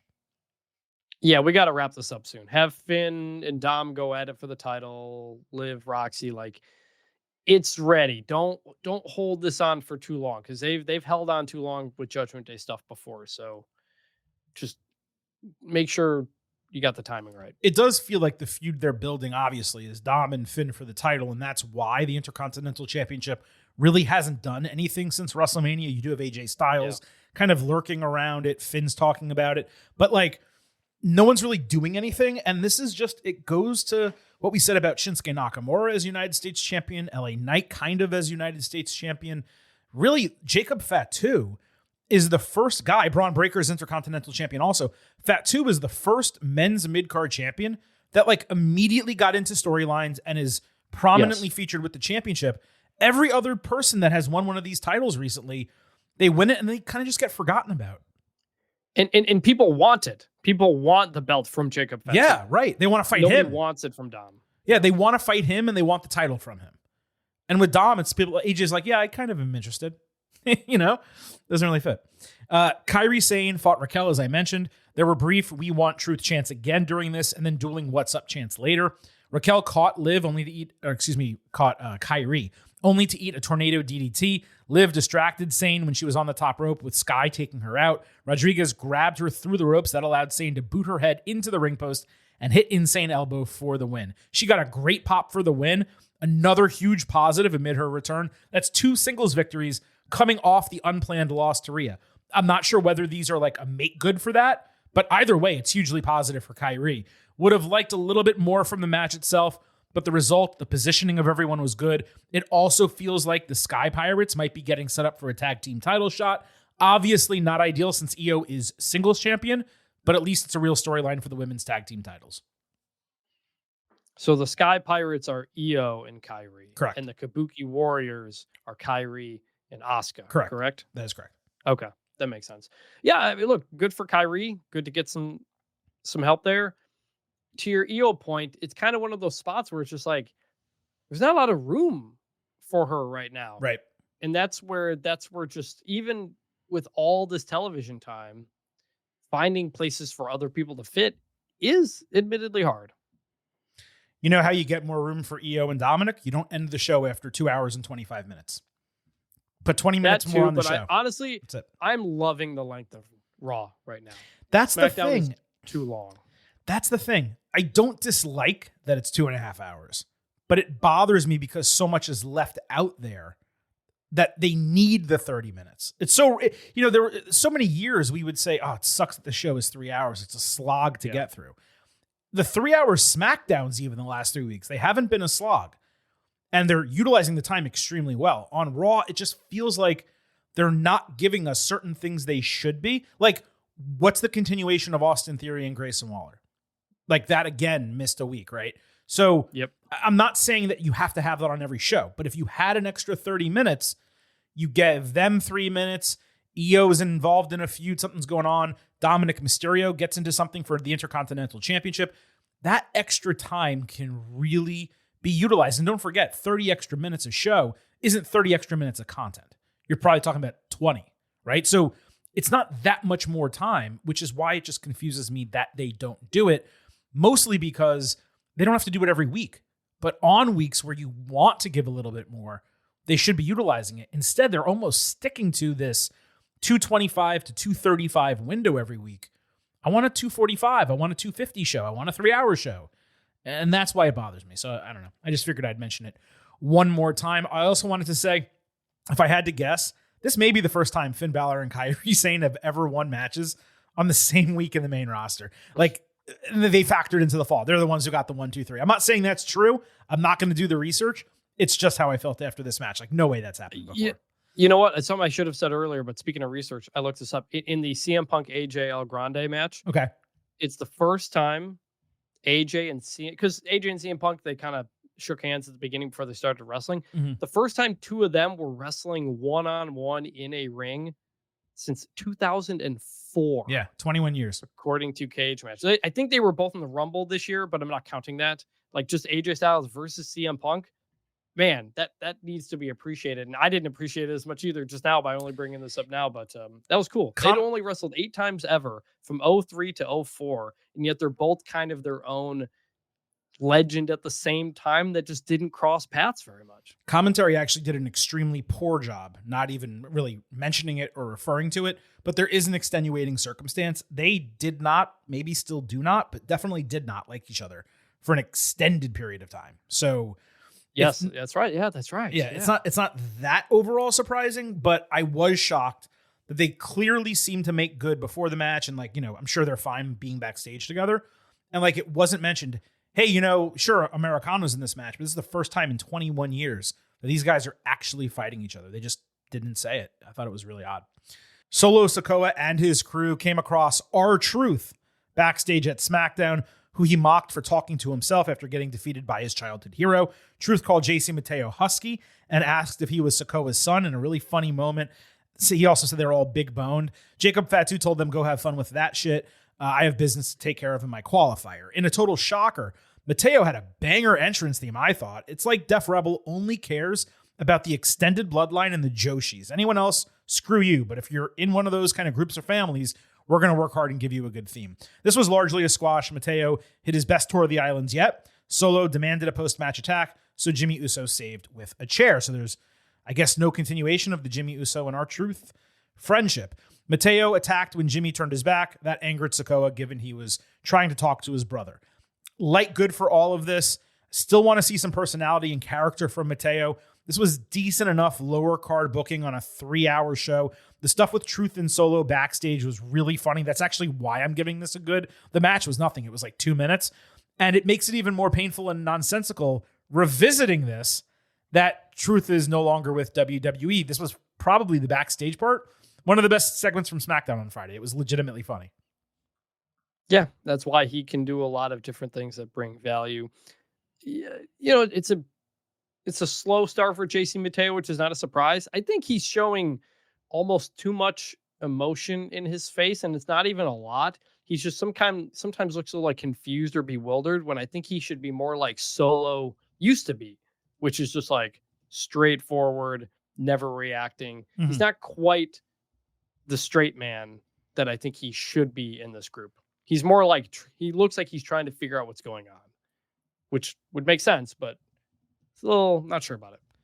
No, you're definitely right that he should be the straight man of the group, but he needs to speak and have some personality. Like, it's okay. But even with Solo, you got like facial expressions and movements, and he would do stuff in the background. Mateo literally just stands there. So I just want a little bit more from him, is the point I'm making. Damian Priest, sporting a black eye, came out to a decent reaction, with some fans not happy when he mentioned beating Drew McIntyre. He said it was abnormal for a feud to go a year. It's not. Drew literally had a year-long feud before he feuded with you. And then he bragged about the concerto and putting McIntyre in the past. Priest said he still couldn't stand him, but McIntyre was a warrior. Then he said he was focused on the most badass champion in WWE right now, Jacob Fatu. Priest shared similar respect, saying they're both from the street, but he didn't like his crew. Fatu stared him down while entering for his match. The promo from Priest was okay. The direction is solid. Priest going over McIntyre at all, especially in the manner he did, it really soured me on him. I guess I just need to get over it and be objective. But there's something inauthentic about like 50% of his promos. Sometimes he nails them. He has passion and you believe every word he says. And sometimes it feels like he's just going through the motions and it's unnatural and he's just saying what's scripted for him. I'm not sure that Priest is going to get cheered as a face against Fatu, which actually makes the booking a bit interesting. But this mid-card on SmackDown is exactly where it should be right now, whereas on Raw, like we just said a moment ago, no one is actively going after the title. I was borderline here. I'm going to say light bad, but if you told me and made a good argument of why it should be good, I would probably buy it. It didn't ring true to me at all. No, I'm with you. He's uncertain who he's supposed to be. Again, this is what happened when he was champion. And I don't know if it's him or I don't know if it's just the character, because I still don't know what his character is. I was not the only one who wondered after Saturday night's main event, is this a double turn, a heel turn? Mm-hmm. But he comes out saying, like, I respect you for being a warrior. And technically Jacob Fatu is a heel at the moment. Right. So I guess that's not happening, but maybe it does. Maybe Fatu turns face as that is slowly happening and Priest slowly turns heel. But he's kind of back in that in-between spot where you don't really know what Priest is all about. And I don't know if that's just, I don't know if there's anything he can really do about it, because I don't know if WWE knows what his character is. That was a problem when he was champion. Yeah. They could execute a double turn coming out of this feud where Priest loses, goes after Fatu with a chair, just bashes him with it. And all of a sudden you get a double turn, and then you fight again. Fatu beats him. He's a babyface. Priest is a heel. You could absolutely make it work.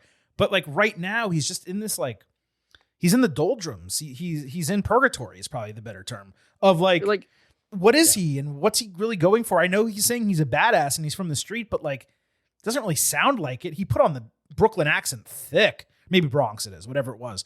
He put on the New York accent thick here. And I'm just like, yeah, I know that this is kind of your gimmick sometimes, but it's not ringing true to me. I would have Solo cost Fatu the U.S. title to give it to Priest in a clear double turn situation. And that way Fatu can turn on to go into a Solo thing and Priest can do something else. But it feels like that'd be a clean way to do it. I think Priest needs a heel turn right now. Yeah, but that leaves Priest as champion. That's problematic. Right. And then you get him into something, but it's something, you know. I suppose. Jacob Fatu is very over. He will be fine. Yeah, that's true. The Miz gave Carmelo Hayes a talking to backstage, reiterating what he said last week. He promised to guide Melo, saying we would be Mr. Money in the Bank. Melo said he appreciated Miz for all of his help, and he's going to run the play that they designed, but Miz needs to let him be him because his talent is what got him into this position. Miz clearly did not appreciate this. He remained kind of silent for the duration. Real well-composed segment. It advanced their relationship. Came across as, for me, a little early for Hayes' ego to be growing again, given they just recently got on the same page and Miz and Melo together was finally working. And you said, okay, I see where this is going and it's playing, but it seems like they're already splitting it apart. But this led into the match. So we had Fatu, Andrade, and Melo. Miz interfered with Fatu early, so he ate a full-on hip attack into the barricade. Andrade caught Melo for their springboard lariat spot, only for both to eat sentons from Jacob. Andrade landed his double moonsault. Melo hit a double springboard DDT. Fatu then ate both a first 48 and a poison rana before Melo caught Andrade with the twisting cutter. Melo and Andrade saved each other from a Fatu running hip attack. Then he crashed through the barricade and flew backwards. Jacob did. It was a great spot. The shitty Knoxville crowd chanted, "We want tables," for some reason in the middle of a regular match. Jacob respawned to assist in a Spanish fly. He had a swanton bomb on Melo for a broken fall. Excellent spot with Andrade hitting a double spinning back elbow. Melo having Jacob in a crucifix cover, and then Andrade topping Melo for a false finish. Solo and JC came down with Jacob getting slightly distracted. He missed a moonsault with Melo hitting nothing but net on the landing. Andrade tried the message. Melo countered. Andrade caught him with two spinning elbows as Melo hit first 48 in between both of them. The crowd politely clapped as if they were watching golf. The sequence was great. Jacob drilled Melo with a hip attack before hitting Andrade with the Impaler DDT and a double jump moonsault, only for Solo and JC to jump on the apron wanting another one. Jimmy took out JC. Melo shoved Jacob into Solo, hit another first 48, but Andrade caught him with the message and got the win. The heels all argued ringside afterward. Fatu threw a fit backstage, saying he was tired of this while tossing tables and chairs and all that type of stuff. Sikoa tried to calm him down, saying he was only trying to help, so Jacob shot back. He does not want his help. Now, look, this was the wrong winner if I was booking. But I'm completely fine with it from the standpoint that either Andrade or Melo had to win to get some fresh blood into the match and give one of them something to do. This was a rare occasion where I felt the crowd actively hindered the presentation of a match. These guys were busting their asses, putting on an absolute banger. And all the fans could muster was two "This is awesome" chants. One at half volume, one at quarter volume, and then "We want tables" in a regulation qualifying match. There were big setup spots here. They were meant to generate ovations, and fans just sat there. It was pathetic. The work was excellent from all three of these guys. The match was laid out nicely. And while I disagree with the winner, like I said, I'm fine with Andrade getting platformed, especially since Melo's a little bit younger, and there's clearly a storyline they're working with Miz coming out of this. 4 stars, A-. Match of the night. Now that I think about it, I believe it was the match of the week on the WWE main roster. This was good. It was good, but I don't care about Andrade. I would have put Melo in some way. I don't want the singles champions to be in Money in the Bank. That's obvious, but they've been telling a good story with Mello, and I'm sure they will continue with Miz and have that breakup and whatever. But like, why not get him into Money in the Bank? Like, I why does know. Andrade need this one? Andrade is like, he's just nothing. There's nothing going on with him. He has the most amazing back elbow I've ever seen in my life, but he has no story. Like, he's kind of doing that stuff with Legato, I guess, but we didn't see them this week. So like, I don't know. I would have put Mello in, but the match was great. So I guess I will give it a good. I didn't like Andrade winning. Yeah, I mean, it certainly was not preferred by any means. But look, regarding Mello's booking, some of you, and I'm not saying you, but some people listening, you really need to get your mind right about this, and fast. I don't understand the sentiment from some that he's not being treated well simply because he isn't winning everything and getting pushed to the same degree as Breakker or Stratton did. You could argue there is no one who has seen more consistent ring time on SmackDown, maybe other than Jacob Fatu, than Mello since his debut. He has slowly developed this character, and he's integrating with everyone from main eventers like Cody Rhodes to mid-carders. Is he losing more than he's winning? Yes. Are they telling an active story with him? Also, yes. Mello is getting more focus on TV than Aleister Black, who just returned. He's being booked better than Jimmy Uso and Santos Escobar and Andrade and Shinsuke Nakamura. That's just to name some other mid-carders on the show. Did I want him in Money in the Bank? Of course I did. Is WWE dropping the ball with someone I really like just because they aren't strapping a rocket to him right away in year one? No. Not everyone can be pushed to the same level all at once. If you want Mello heavily pushed in the mid-card, then what do you do with Jacob Fatu, who's the one that they pushed instead and made champion? You can't do both simultaneously. If Mello's going to keep winning a bunch of matches, then he would then need to hold the mid-card title, and in short order too. Or you would at least have to have him in that match, and then he'd have to lose that match. So did I want him in Money in the Bank? Absolutely. But this dude is heavily involved in TV every single week, unlike many of those names I mentioned. And it will come for him. It's just not happening right now. I feel like you've been saying this every other week for like a year. Yeah, you're not it's wrong. true. I just feel like we're having this conversation a lot. Because people keep saying it. It's like this constant. Mello loses a match. They don't like him. They don't trust him like Braun Breaker or Tiffany Stratton. He's just a different guy in a different role. I think the lesson of this show is you're too reactive to what people are saying online. I'm not really. I mean, we're covering WWE. This is what the topic is. This is what people are talking about. Should I not talk about it? I agree. I think Mello is fine. He's in a good spot. I hope that our listener base doesn't think that way. And when they hear me saying it, they're like, Silver King, we know. We don't agree with that. We agree with you. Like, I hope that's the case, but it doesn't seem to be the case when you see what, I don't want to say the majority of people are saying online, but what many people are saying online. And I feel like it's worth, replying to. But fair okay, enough. maybe I'll tell it back in future episodes. That's fine. LA Knight backstage cut a vintage promo pointing out that he has the most robust and recent experience in Money in the Bank. He's competing for a third year in a row, so he won't guarantee victory because he knows it's difficult to win, but he is confident. Aleister Black stepped in saying that Knight's win was partially his, and he's welcome for it. This was good because they gave Knight an effing mic and he cooked. Well, maybe he sauteed. He didn't fully cook.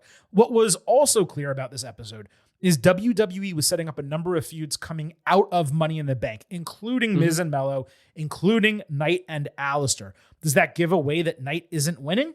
Maybe. It could also be a holdover feud in case he does win the briefcase, but he can't cash it in right away. I like this. Yeah, it's interesting. And anytime they get LA Knight a mic, he makes something good out of it. You got two guys face-to-face who we've never seen face-to-face before. I'm interested. The Street Profits got a slightly enhanced entrance that starts with smoke coming out of gorilla position. Looked incredible, but the lack of significant crowd reaction to them, it remains disappointing. I'm not really sure what they need to do. They're the most fully developed tag team in terms of characters in the company. They speak well. They wrestle well. I don't get it. Montez Ford said the SmackDown tag team division is on fire. It's the greatest in any brand or promotion, and they're on top of it. And I thought about it for a second. It's actually true because the state of tag team wrestling in the world right now, it's kind of sad. Fraxium interrupted when the Profits said that they were ready to defend against anybody. They obviously both thought that they were about to beat the other one last week. Fraxium wanted a rematch. Motor City Machine Guns came out and actually spoke. They said the Profits never beat them either. That's true, but Fraxium actually got a dub over them, and MCMG did not. I digress. DIY was out next saying the Faces were killing the division that they built. When they tried a moment of silence, the lights went out, and the Wyatt Six started wrecking shop again. Tommaso Ciampa sacrificed Candice LeRae to Nikki Cross, which was pretty hysterical and maybe the best part of the entire segment. Then Uncle Howdy crushed Nathan Frazier with his sister Abigail. Top tier sell of that move by Nathan. Howdy later cut into the broadcast saying they won't stop until they get what's owed. The Knoxville crowd reaction was the total inverse of last week. Last week, people went crazy. This week, it felt like they barely reacted to them. It was actually shocking. And I found this to be a poor ending to a segment that was actually rolling along, getting much of the division face time. Well, except for Pretty Deadly and Los Garza. The latter is involved in something else on the show. But this was a trend with SmackDown on Friday night. And it was something that didn't push me strongly in one direction or another, meaning this segment. There was nothing inherently wrong with it, and the tag teams did get mic time, but it was rather shallow. I wish it accomplished more. I'll chalk the reaction up to the Six, just it being Knoxville and a bit formulaic compared to last week. Light good, given the division did get a lot of time, and it continues to ramp up, but I just didn't think this was the smoothest segment. Yeah, light good as well, just because it didn't. We thought we were leading to something with all these tag teams again, and then the Wyatt Six come back and just do the same thing again. At this point, to this point in the show, I was like, why are we just running this back again? I don't want the Wyatts around the belts. I don't know. Not loving it yet, but I'll still give this a light good for now because of everything else. I will say, bringing the Wyatt Six back on SmackDown, it was the entirely wrong decision. The tag team division was already hot. It was gaining momentum. The same division on Raw, and we talked about this last week, it's ice cold. The Six would have given it the shot in the arm it has so desperately needed, and they probably could have helped New Day regain a level of heat that they lost following the terrible booking they got post-turn. Instead, it feels like the Six are snuffing out the momentum on SmackDown. Think about the last 2 weeks. A great tag team match, snuffed out by their return. This week, a building block promo segment, snuffed out by their attack. I was okay with it last week to get out of the match. This week, it just didn't come across as positively for me. Yeah, agree. I don't really know where it's going yet. So we had Rey Fenix and Javon Evans against Los Garza. New NXT North American champion Ethan Page was on commentary because he's defending his title against the Faces and Laredo Kid at Worlds Collide. And Page was great, by the way, throughout this entire match. He fit like a glove on the main roster. This was version 5 of Phoenix's entrance with updated camera work, but it was the best yet, to be fair. Commentary did a fantastic job promoting the match, along with Evans in particular making his main roster debut.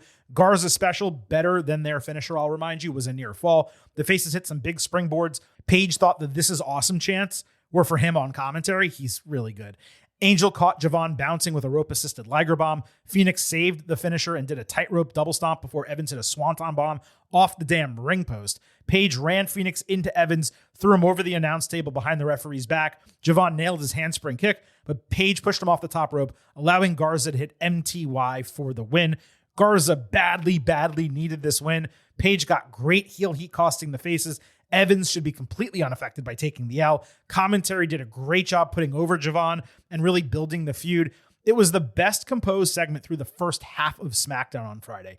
And it was awesome to see Javon get this opportunity. Consider that guys like Obafemi and Trick Williams and Ethan Page, they haven't even gotten main roster matches yet. Meanwhile, you got Evans out there drawing reactions in his first ever match at 21 years old. The future is exceptionally bright for Javon in WWE. 3.75 stars, B+. This was good. Yeah, it was good. And it's a nice little fun way to give you something fresh and new without having to have you fully buy in on it. And part of it's a pitch for NXT. Go watch NXT to see this guy more. But also it's look what we have in the pipeline coming up later, and that's where it's a lot of these releases and stuff that people get upset about. Part of that is because, not yet, but you will have people like Javon Evans and maybe an Ethan Page making their way up, and there will have to be spots for them. And that's kind of how this process works. And the fact that AEW exists, guys can go between territories now and stay fresh and do some new things. So I like this.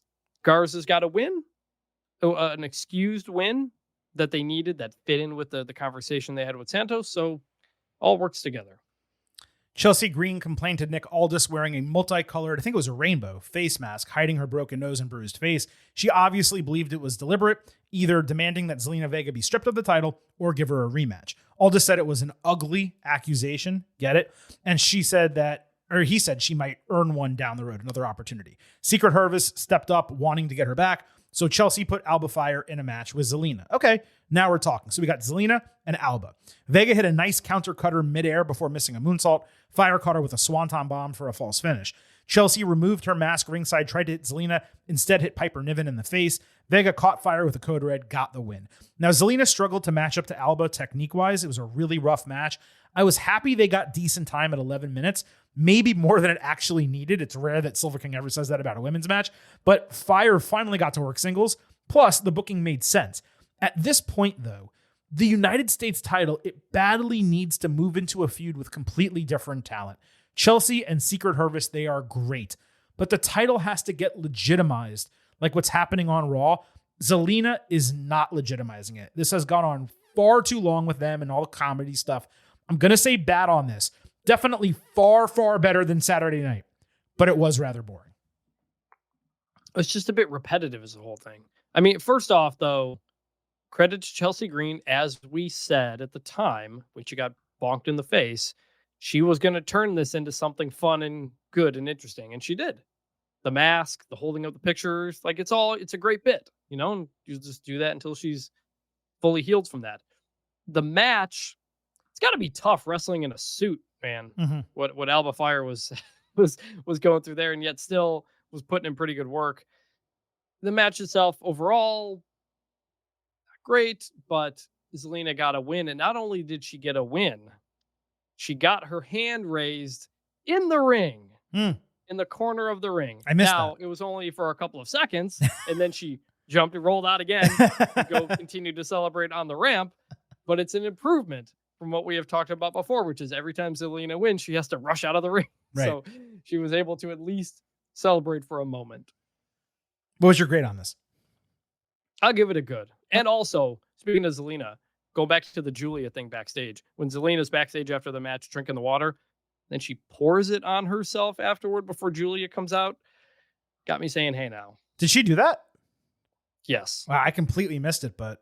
Gonna look good, but she's got me saying, hey now! So I was going to mention that. Julia put her eyes on the United States Championship, and I wanted to make sure I mentioned that because I see her grabbing this strap in short order. WWE Creative, they really failed Zelina with this title reign. Fans were all about her for the last 2 years, and WWE just refused to push her. When she finally got ice cold, that's when they decided to give her a title. Now, granted, the mid-card championships were just recently created, but they just kind of put Zelina over Chelsea. They did nothing to build fan loyalty or sentiment in cheering for her, create the heat necessary for a title change. And now that she's champion, WWE is not accentuating her strengths, allowing her to do what she does best. That is speak, not wrestle. She's a top 3 or 4 women's promo in the entire company. And they're not giving her opportunities to cut promos and talk. So there's no wonder that she's not over. She should be in that ring, commanding segments. Chelsea comes out, interrupts her. They verbally joust on the mic, not doing these little backstage things where Chelsea's talking to Aldis and then Zelina just winds up in a match with Alba. You gotta give this girl an effing mic. That and continuing to just keep her around the Chelsea Green stuff the whole time. Chelsea's really, really entertaining and people kind of want to cheer her. You got to get her with real heels more often and make it clear she's a face to get people behind her. That's a great point. Rusev cut a tape promo on Sheamus saying he's trying to fix the weak in WWE, yet Sheamus shows up now trying to protect a stranger when he wasn't there for him when they were teammates back in League of Nations. Rusev pointed out how the Accolade is a perfect weapon to go after Sheamus' neck made of sand, and he promised to respond to getting stabbed in the back by breaking his neck. Then we saw Sheamus putting over Alpha Academy, calling them special as a group, suggesting Maxine Dupree and Natalya get together because they both have heart. Sheamus then revealed Rusev was a groomsman at his wedding. He left WWE due to his own fault, and his career outside was a bunch of nothing, so he's not going to let him wreck shop because he bullies bullies. The bookends of this were great. This was Rusev's best promo since returning to WWE because there was actual history and content behind it. And Sheamus's response was the most passionate he had been about something in a long ass time. The middle portion, though, it rang so thin and hollow. Why should Sheamus give a single shit about Alpha Academy or a women's tag team? Perhaps he could have said, Natty, we go a ways back. I haven't seen you get along with someone like this since whomever, like Beth Phoenix or something like that, to indicate why he might have an interest or knowledge or care about her plans. But it was just empty. Plus, Natty is actually doing something interesting on the indies, yet she just transforms into this like boring legend over on the main roster. It's completely antithetical to like the progress that she seems to be making. No, don't like that. But what really mattered here were the two guys' promos. Those were definitely good, touching on their history, the motivating factors to go after one another. And I like that we're getting a TV feud between Sheamus and Rusev. You don't have to go too deep. You just got to give a reason for a match. And that's what they're doing here. Yeah. I mean, Natty and Maxine have already teamed up. They were in the women's tag team gauntlet match that didn't count anyway after they took out Bailey. Whatever with that. Rusev is dropping bars every week, man. I know. This is incredible. Yeah. I am in on Rusev right now. Story-wise, I don't know, but these vignettes, I'm writing these lines down because they're so good. Like his whole bit is he's trying to prevent people from falling into the abyss. So he says, Sheamus, you let me fall into the abyss. That's a good reason he would not like Sheamus. Right. You have a body of granite, but a neck of sand. And then he says, it will be my honor to take you off the field and send you home the hero that you are. This is great stuff, man. It's an unbelievable way to build up your opponent while also threatening them in the same way. Like, I don't know how far this is going to go and what's going to be, but I'm glad they showed the clip of them together in League of Nations to remind us and people who don't know Rusev that they have a history. I'm glad Sheamus said he was the best man in my wedding. Talk about how they used to have a friendship. Doesn't have to be the longest, deepest feud, but just those little things like that, punctuated by some great lines and two big meaty men, are going to be throwing meat out there. Oh yeah. I'm into this, man. It's great. Yeah, I'm surprised how interested I am in seeing this because you'll remember when Rusev and Aleister Black both came back, I said, I'm all into Black. But Rusev, I don't even understand why they re-signed him. And to be fair, I still don't completely understand why they re-signed him. But for one match here, and I think Rusev is only on a 2-year deal, so maybe that's why it's a short-term type of situation. But you made a great point. Coming out of this, you know what we're going to be getting. Oh, we got two big meaty men bumping me tonight. And the truth about that is, I need some meat. Yeah. So we're going to get some meat coming soon on Monday Night Raw.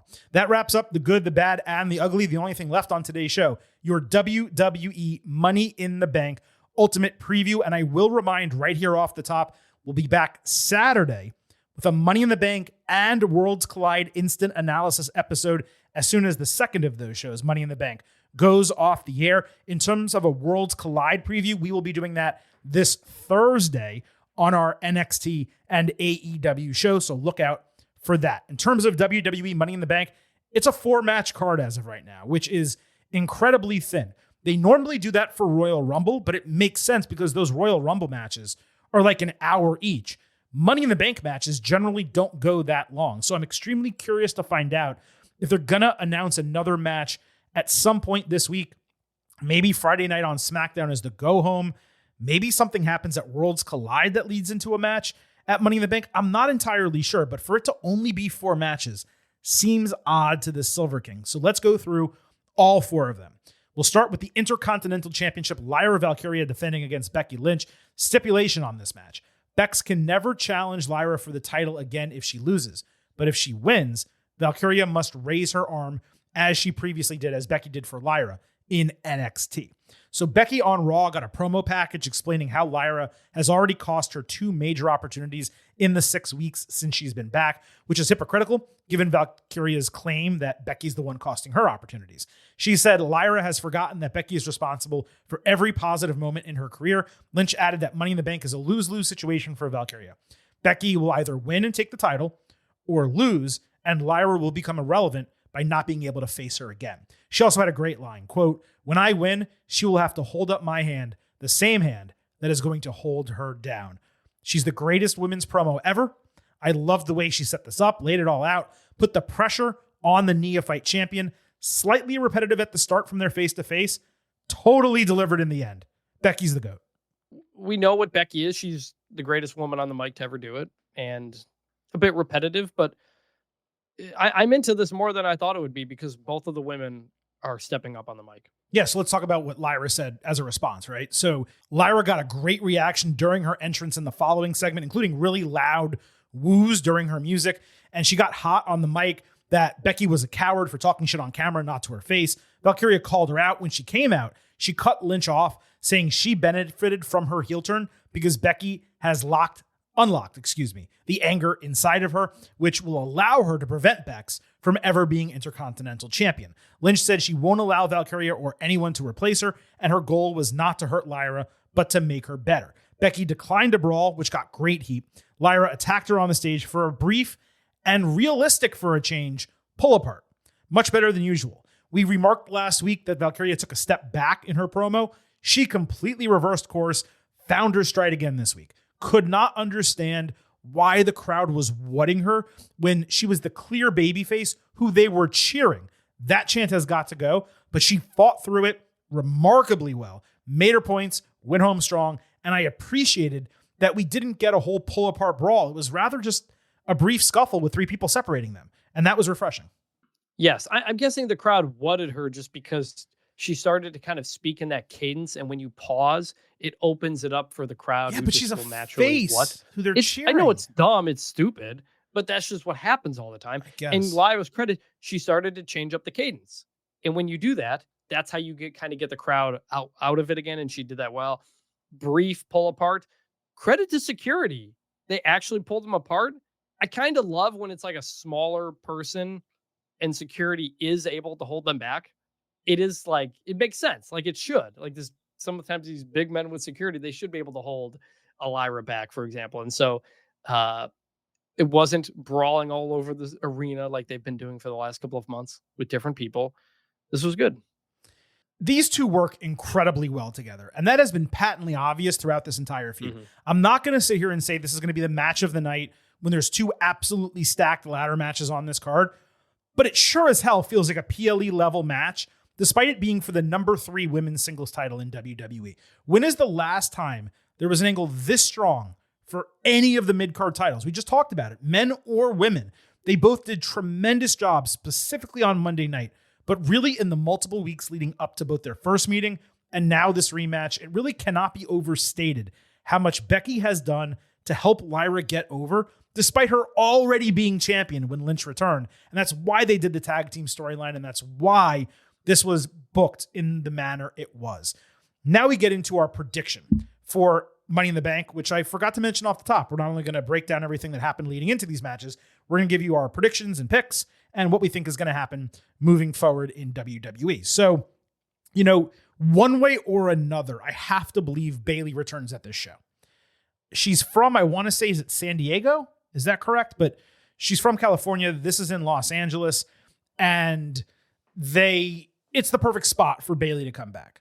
The question is going to be whether she returns to prevent Becky from cheating and help Lyra retain the title, and then Becky and Bayley feud in a non-title situation, or whether she returns and accidentally costs Lyra the title, then feuds with Becky and they move into a triple threat for the championship. That is kind of the direction I think they're going to go. I also don't necessarily know what benefit there is to having Lyra beat Becky multiple times, because then what do you do with Lyra? Like, who is there on the roster? Okay, you're going to say, well, Stephanie Vaquer or Roxanne Perez. True. I'm forgetting how loaded the Raw roster is right now. But it feels like she would get greater benefit continuing to work with legends than she would relative neophytes joining the brand. I think we see a title change on this show. Becky Lynch walks out as the Intercontinental Champion, feuds with Bayley. This winds up in a triple threat, either at, before, or around Evolution and SummerSlam. Tell you what, if there's one thing we know about Triple H, he loves him some triple threat. It does. I think that's possible. I don't want it to happen. I think Lyra wins. I'm going to go with the first one you said, basically. You gave all the options. Bailey helps Lyra win, and that leads to a Becky Bailey thing without the title. Normally I would say, giving Becky the women's IC title will elevate the title. I kind of feel like it might not, in that actually beating Becky twice and having already done so is what has elevated the title. Lyra has absolutely elevated. She has the women's intercontinental title, which is great considering she didn't defend it the first 2-3 months after winning it. If you have her in stuff and defending it and doing it, that's when it matters. And that's what they've done. Now you could say, keep it around, go to a triple threat. That will keep it in the conversation. You're right. And so what you're thinking maybe ends up being what happens. But I'm going to go with Lyra here. She has been awesome. And I think kind of stamping that with another win over Becky would be tremendous for her. It really would. I just think about it from the standpoint of, if she wins all of this and then goes into a feud with someone lesser than Becky, that's kind of a step down for her. It's a step down for the title. But I love the idea of her winning it and just being fully platformed by Becky. But ultimately, it's not going to be as big as a world championship. It's not supposed to be. No. But I'll tell you this: the women's intercontinental title right now feels as important as the men's intercontinental title right now. I might even say more, considering Dom's not doing it. That's what I'm saying. I'm saying you're right, but you're right. Yeah. I like the idea of her holding on to it until she goes for a world title, kind of like Gunther. Kind of like Stephanie Vaquera did over in NXT, where she actually won both and then had to relinquish one. But I don't disagree with that. It's interesting because the babyface in EO is the women's champion, so there's not a clear, road for her to go after that championship. I'm going to stick with my prediction, though. Becky winning the title. I think that triple threat is the direction they go, because there were issues between, Lyra and Bailey, and they rectified them and became a tag team, but those can easily bubble up when they're competing for a championship. You have the Becky and Bailey story that you need to get to. Could they run Becky and Bailey non-title at Evolution? They absolutely could. Zero question about that. But I think with the title, one of those, maybe do one of those at Evolution and one of them at SummerSlam. Maybe that's what I'm saying. I think you do Becky Bailey for the title at Evolution and the triple threat for SummerSlam. Could be. Also, Bailey is from San Jose. San Jose, not San Diego. Right. That's right. Rey Mysterio is the San Diego, even though they're not from there. He's from Mexico, but he lives in San Diego. Their family lives there now. She's San Jose. The 619 is the area code of San Diego. Correct. For people who didn't know. Right. Okay, let's move to what I think is actually going to be the main event of the show, but it's not going to be the main event of this show. Cody Rhodes and Jey Uso against John Cena and Logan Paul. Cody opened the SmackDown main event basically saying he briefly became a drunk after losing at WrestleMania 41 and sought counsel to determine whether he was a quality champion. Rhodes recounted all of his feuds from 2024 into 2025, including The Rock wanting his soul, which he said, as he understands it, is an offer that still stands. Are you fucking kidding me? And he also said Cena, of course. He criticized himself for hesitating when Cena put the choice in front of him in Las Vegas, promising he will not make that mistake twice. Cody said Cena's expiration is not at the end of the year, but the next time they fight. Really solid line. And then he expertly hyped the fans for a surprise appearance by Jey out of the crowd. Cena entered when they remixed the yeeting, drawing big-time boos. He called the faces John Cena wannabes who, respectively, were too desperate and too lazy. Cena said the only person in WWE who lives up to hustle, loyalty, and respect was Paul, who also surprised by appearing. He claimed Logan does WWE better than professional wrestlers do, and he doesn't need to pay his dues because he's paying their mortgages. Logan got STFU chants. WWE completely failed to mute them. He called the people stupid, saying they were lucky to see them team together as the highlight of their pathetic lives. He also called the faces Nepo babies, born on third base, contrasting them with Cena and Paul, who were self-made.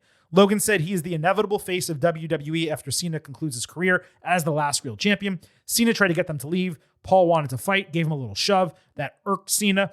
Cody suggested Logan wanted to polish his peacemaker backstage. Hilarious. And the faces won a brief brawl, hitting Cody on Logan to end the show. This was a solo home run of a main event segment. Cody's opening promo was strong. Not atypical of what we normally hear from him. Told a story, established a new perspective being back as a non-champion, did an excellent job teasing and then introducing Jay. Really hyped him up. Jay didn't have to speak at all, which was probably for the best. Cena comes out there and he completely drops the movie villain effect on his voice and cuts a real heel promo, arguably for the first time since the turn. Sounded like a bad guy who actually meant the shit he was saying. Detailed why he and Logan make sense as a team, the trajectory of his career, and his desire to ruin wrestling. Draws real heat putting Logan over as the future of WWE when he steps away. And I actually found it funny that everything Cena said was kind of a backhanded compliment. Logan becoming champion would help him ruin wrestling. I'm not sure people picked up on that.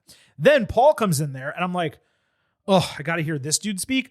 But he surprises me with a semi-original promo integrating Cena's catchphrases with his asshole persona, and he successfully digs at the faces in a way that actually rang true. All of it came together well, not only to make the match compelling, but allow it to come across like a proper main event, despite nothing being on the line. And it delivered exactly as we hoped it would last week. The combination of Cody and Jay as adversaries and Logan as a teammate finally got Cena almost entirely booed. I saw some people suggesting this was the same as all the other Cena promos. I absolutely did not see it that way. This was John Cena coming alive character-wise for this match for the first time as a heel, more so than his feud with Randy Orton, which was an absolute shocker. But if this is the Cena that we're going to get the rest of the way, hell, better late than never. It seemed to me like he actually figured out the character and was finally generating real heat, not only due to the others involved, but the way he carried himself individually, the way he spoke in the main event. I thought this was extremely well done all around. It's simple with Cena. He was a heel toward the people in the ring and not toward the crowd. Like, there's something to sink your teeth into, calling them John Cena knockoffs and all they're trying to replicate him. Like, that's an easy thing to kind of work with as opposed to talking about the crowd and toxic relationships and whatever. So yeah, just keep Cena doing that and it'll work. This was great. And it's my problem with doing all these pay-per-views and pay-per-view type events every 2 weeks is that I would love to have had more time with this. Like, this just happened like a week ago. Now we're getting the match this week. And then we're presumably done with that until for Cena to move on to his next thing. It's like, man, I would have loved to, if you give these guys a couple of weeks, even if Cena's not there all the time, like, could have really done some stuff with that. But instead, it's just got to be a quick turnaround for the next big show. Yeah, for sure. What did you think about what I pointed out regarding Cena's tone and how I thought, I mean, you may disagree, but I thought it was completely different from the cartoonish movie villain effect that he had been putting on his voice previously. Yeah, because when he talks to the crowd, he's in that cartoony voice. He had that one back and forth with Cody that was really good. And he wasn't like that because it was about Cody. It wasn't about the crowd. Like, he's got to be in the story he's in, not outside of the story he's in. And when he's inside of it, the tone drops and he can just do normal business. I agree. But even with Randy Orton, it felt like he was putting that on. No, but they only had like, I know. They went face to face, I think, once. One time. Yeah. One of the promos he cut was in front of the crowd. So like, yeah, they keep putting him doing the crowd stuff. This was just the first time, really. The Cody back and forth was great. But this was the first time where I said, that's heel John Cena. Like, verbally, where he was speaking, I go, that is a heel character. That is not someone playing a heel character. Maybe. There was that one with Cody. That's the only other one I put up there with this. Yeah, no, I agree with that. So, moving from SmackDown to Raw, Gunther approached Jay calmly in the Raw locker room, saying the World Heavyweight Championship is personal to him. He appreciates the effort Jay put into carrying it, but because he operates with his heart and not his head, Gunther must take it because you have to be selfish in this business. He pointed out how Jay is more concerned about helping Punk and Cody in their battles than keeping himself healthy enough to fight his own. Gunther promised the party would be over next week. Jay's only retort was 3 letters, 1 word, tap. This was eons better, though, than what we had gotten from them over the last couple of weeks. It felt fresh and intriguing as opposed to being repetitive. Jay not really having anything to say at the end, it was actually okay, because this was really all about Gunther setting the stage for his motivation and the importance of the title. This was incredibly effective compared to what we got on their build previously kind of for WrestleMania at the tail end of that, and the prior couple of weeks building to this match, which is happening on Raw next week. You'll remember last week and I think the week before, we're like, man, this is the same shit they said previously. Gunther came across fresh and confident, and it actually got me caring about the match, which their prior two interactions did not. Well, not only that, but the vignette was really good. Mm-hmm. We got rock music, and I was like, that's exactly my jam. What they put together with that vignette, followed by the calm locker room talk, which is kind of like what we said going into Mania, which is like there's nothing left to say other than to just do this now. I've enjoyed these two the last couple of weeks more than I thought I would. And I did not think I was going to care about this at all because it was on Raw. We didn't like take it that seriously. We still think it's going to have some sort of weird finish, but they have put the proper time and care into this where they're really selling it, where now I'm into it. I believe it. I believe the possibility that they just have a normal, no interference match, even though it's probably not going to happen. I do think it's there because they've sold me that it could be there. They've done a really good job with this. Yeah, no, I completely agree.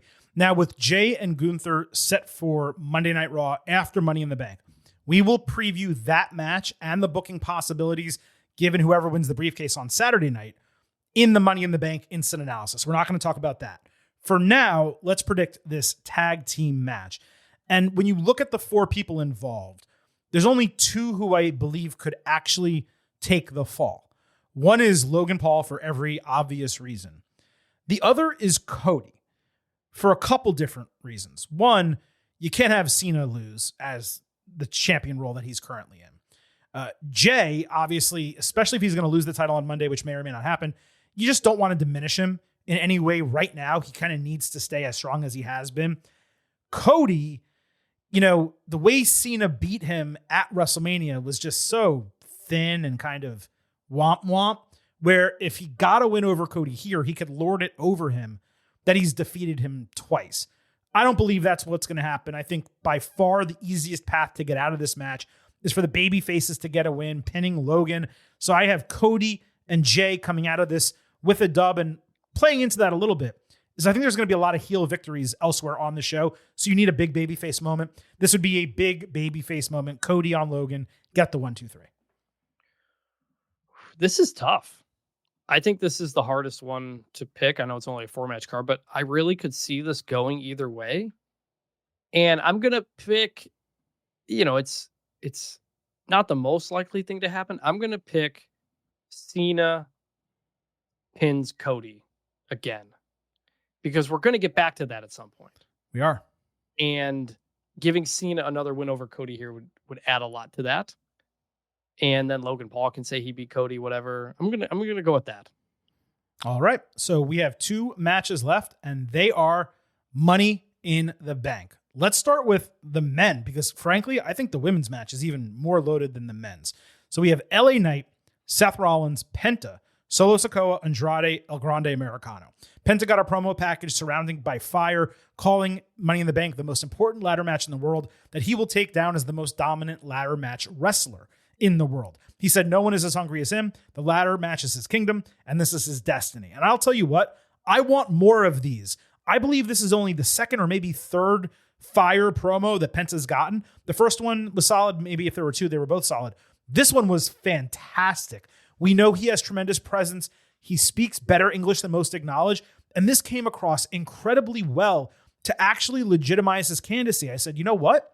I can actually see a path for Penta to win this match coming out of this promo.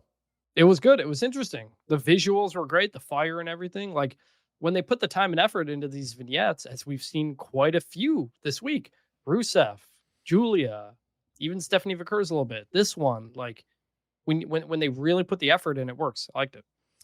So this was setting up to be an all-time field. And while it still may be extremely strong in ring, with the exception of Sikoa, obviously, star power wise, it does leave a little something to be desired. As always, when we talk about matches like Money in the Bank, it's best to use the process of elimination to predict a potential winner. This one's pretty easy. Sikoa and Andrade, they have 0 shot at winning. Americano, you could figure out a way to make it work, but they're not going to go comedic with the briefcase, just given the quality of the men's division right now. That leaves Penta, Rollins, and Knight.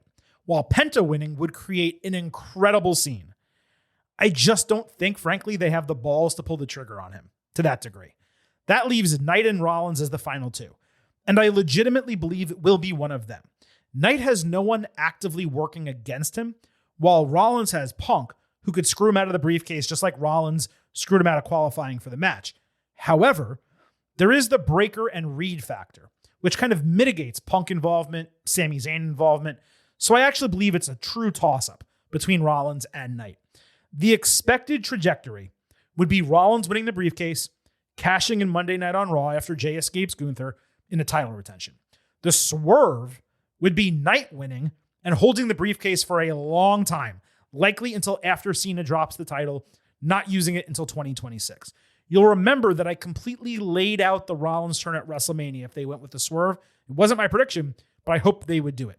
Similarly here, I'd love to be right about Knight winning because this really is the perfect way for him to take the briefcase. But if it's not going to be Rollins, why is Jay and Gunther happening Monday Night on Raw? So I'm picking Seth. I don't want to, but I'm here to predict with the head, not with the heart. Rollins walks out with the Money in the Bank briefcase. I agree. I'm picking Seth for that reason.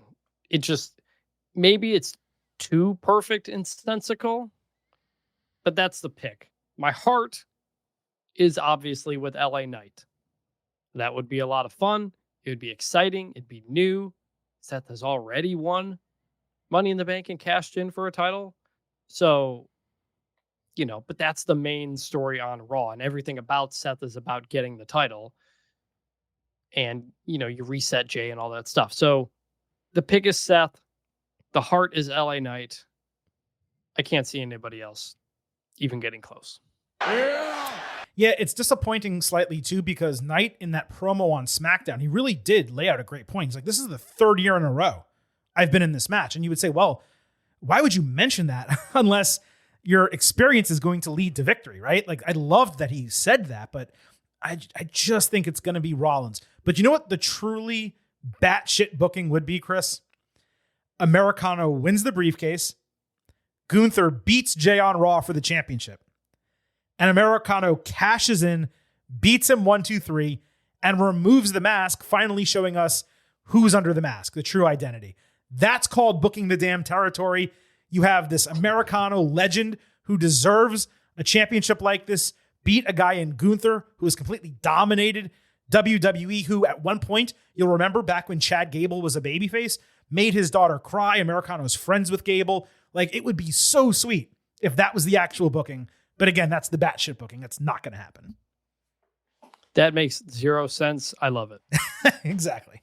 All right. Women's Money in the Bank. Rhea Ripley, Alexa Bliss, Roxanne Perez, Julia, Naomi, and Stephanie Vicaire. Those names I just mentioned, in case you didn't realize, include 3 NXT call-ups. I mean, I guess technically all 6 are NXT call-ups, but 3 NXT call-ups from the last month are competing out of the 6 women in this match. That is absolutely wild, especially because Vicaire now is going to be doing double duty on Saturday, wrestling twice in one day because she has a tag team match at Worlds Collide. But this field, in terms of in-ring ability and perhaps even fan sentiment, might be the best women's Money in the Bank field of all time. And what's also great about it is only Ripley is a recent champion. The other 5 women have either never won it, never competed for it, or not held it in 7 or 8 years, which is the case of Bliss and Naomi. And that serves as an important transition to a point I hope you agree with, Chris. Rhea is the only competitor in this match who should absolutely not win the briefcase. Your thoughts? I wouldn't say absolutely not. I don't think it'd be valuable, but she shouldn't. But I wouldn't say absolutely. It would be like Brock Lesnar winning the briefcase. Yeah, I mean, which has happened, and we've had Randy Orton win it and stuff like that. So, like, it wouldn't really make sense. I wouldn't love it. It's the one that needs to happen the least. But I'm like, I'm not going to say never, because she is still crazy over. I understand trying to do something. Yeah, but I mean, we failed to mention this at the top. I try to say this every single time we do Money in the Bank, but the entire purpose of the Money in the Bank briefcase, and yes, this flies in the face of my prediction for Rollins to win the men's title, or I guess WWE's booking for Rollins to win the men's title. But the real idea behind Money in the Bank should be to elevate another talent into a championship role that either wouldn't otherwise get there or would need a lot more work potentially to get there. You don't really just want to throw it on people who can win number one contenderships on their own. And Rollins certainly can win one on his own, but Rhea Ripley gets a number one contendership just by asking. So if there's anyone in both matches who needs it the least, it is Rhea Ripley. And the other thing I wanted to point out as well is I truly hope that WWE doesn't, and they may because of what we talked about with Rollins and Gunther and Jay, but it seems like WWE believes that they can't simultaneously have both briefcases operating over any extended period of time in a year. Like one of them has to get cashed in relatively soon, and then the other one can kind of go on a little bit of a journey. They're both storytelling devices. That's my question, which was going to be, does the winner of this hold it for more than 48 hours? Right. Like with the women, I think it's more important for the women to have a long run or reign with the briefcase because they always seem to cash it in so quickly than it is with the men, which obviously we just saw one with Damian Priest get dragged out all the way to WrestleMania, right? So that was last year. So I'm operating from a standpoint where I would like to see really both winners hold this briefcase. One, let's say for 3 months, one for 6-9 months. Will that happen? I have absolutely no idea. Just explaining what I would like to happen. Anyway, back to a prediction for this match. Using the process of elimination here, okay? I don't think giving the briefcase to Julia right off the bat makes a lot of sense. She's the person that's had the least development and gets the least reaction out of any of the 3 NXT call-ups. I'm going to kind of eliminate her. Bliss getting the briefcase, I think, is a legitimate move, but she's embroiled in this thing with Charlotte Flair. It seems pretty clear that they're either going to feud or team, and the briefcase does not necessarily need to be involved in that, nor does it really make sense for a babyface to win this when both champions right now are baby faces. So I eliminate Bliss. I eliminate Perez. She's too deep in Judgment Day. She's way too young. Also, she's going to have so many opportunities to win Money in the Bank. So that takes her out. That gives me a final 3 of Ripley, Naomi, and Vaquer. For every reason I mentioned, Ripley absolutely should not win this briefcase under any circumstances. Now, maybe that's pure opinion and it's not necessarily fact, but I'm using that as a way to eliminate Ripley, which leaves me with Naomi and Vaquer. And man, I would love it if they fully strapped the Rocket, gave Vaquer the briefcase, sent her all the way up the flagpole. But I got to tell you, the person's gimmick right now who makes most sense being Money in the Bank holder, the briefcase holder, it's Naomi, man. The caution tape on the briefcase, you can sell the shit out of that. It's a perfect avenue to go Naomi taking the title off Tiffany Stratton. Either Jade takes it off Naomi and then Bianca takes it off Jade, or you run that in a triple threat. You go back and forth with combinations of them fighting for the title. Maybe you can even stretch that out to WrestleMania. You can definitely move it up to SummerSlam and probably through the end of 2025. So my final 3, Naomi, Ripley, Vaquer, but I am choosing Naomi to win the women's Money in the Bank briefcase. You know, you can't rule out the possibility that Ari Emanuel tells The Rock that Rhea Ripley should win this and that Rhea wins. You can't, in this TKO era, you can't rule anything out when it comes to the big stars. That's for sure. You laid it all out. My pick is Naomi as well. It's the one that makes the most sense. Most of these other people have other things they're focused on. Julia on the U.S. title. Roxanne's got Judgment Day. Alexa might have Charlotte. Rhea doesn't really, which is, again, why I kind of give her a chance. But Naomi is a very obvious, sensical winner here. Fits the character, fits everything. Her whole thing is kind of being sneaky and all this kind of stuff. It makes a lot of sense. That is my pick.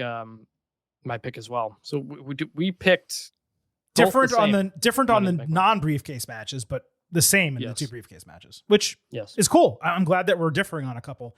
And we'll see whether someone goes, back to 1,000 or whether we split. And it'll be really interesting to see what happens at Money in the Bank. Now, as we wrap up this ultimate preview for this WWE Premium Live event, Chris, we need to give our pre-show expectation grades. A reminder, all of you will be able to vote and share your pre- and post-show expectation grades for Worlds Collide and Money in the Bank on Saturday. We will post our polls on Twitter at Getting Overcast, and you will have the opportunity to vote. We will integrate those results in our WWE Money in the Bank and Worlds Collide instant analysis coming on Saturday night, late Saturday, after the show goes off the air. And of course, if you send in questions and comments for the show, whether it's on Twitter at Getting Overcast or on Blue Sky at Getting Over, we will either use those on Saturday's show or Tuesday, which, yes, is episode 750 of the Getting Over Wrestling podcast, but it's also the Money in the Bank second look edition. So, Chris, you get the opportunity to go first. What is your pre-show expectation grade for WWE Money in the Bank? 4 matches makes this so freaking hard, man. I know. Like, there's just, I'm going to go A-, only because, like, obviously there's nothing in here that's going to pull it down. I expect all 4 things to be really good. Mm-hmm. But when it's only 4, I can't go higher than that. So I'm going to go A-, right in the middle there, like a 92. Yeah, it's extremely difficult for a 4-match card to be an A card, especially from an expectation standpoint. In order for them to deliver an A show on Saturday, pretty much every match needs to be an A. I mean, that's the way it needs to work, or A pluses and A minuses, and it averages out. By the way, I went back and looked at previous Money in the Banks because I was trying to see what other women have been in this. Mm-hmm. Most of these have been like 6 to 7 match cards in most years. Right, that's what I said. And 4 is very odd. It's very thin. Like not counting, a cash-in, that's a 20-second thing. But like Money in the Bank 2018 had 11 matches, 10 on the main show. Jesus. Now there was 1 cash-in, but still a lot of stuff. Oh, that was one of, so there were 10 matches is what you're saying.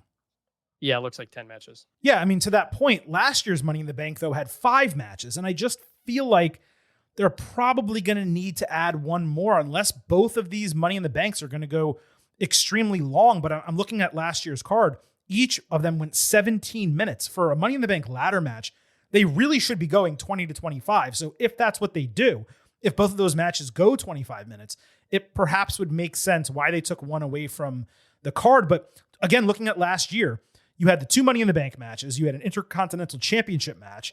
You had a triple threat for the World Heavyweight Championship. And you had a big 6-man bloodline, Cody Rhodes, Kevin Owens, Randy Orton. That was the 25-minute main event. So this card is clearly getting structured differently. And I do believe that by the time all is said and done, there will be a 5th match added to this card. I guess they do it either during the week or Friday night on SmackDown. Maybe it's Jacob Fatu and Damian Priest. Not entirely sure.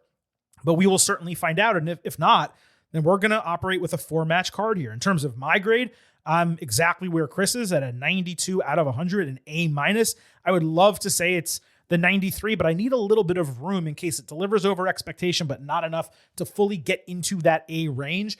All 4 matches are extremely strong. Even the non-title tag team match that features both world champions, I look at that and I say, that's something I didn't care about initially. I find it immensely compelling. The Women's Intercontinental Championship is probably the match I'm looking forward to most on the entire card.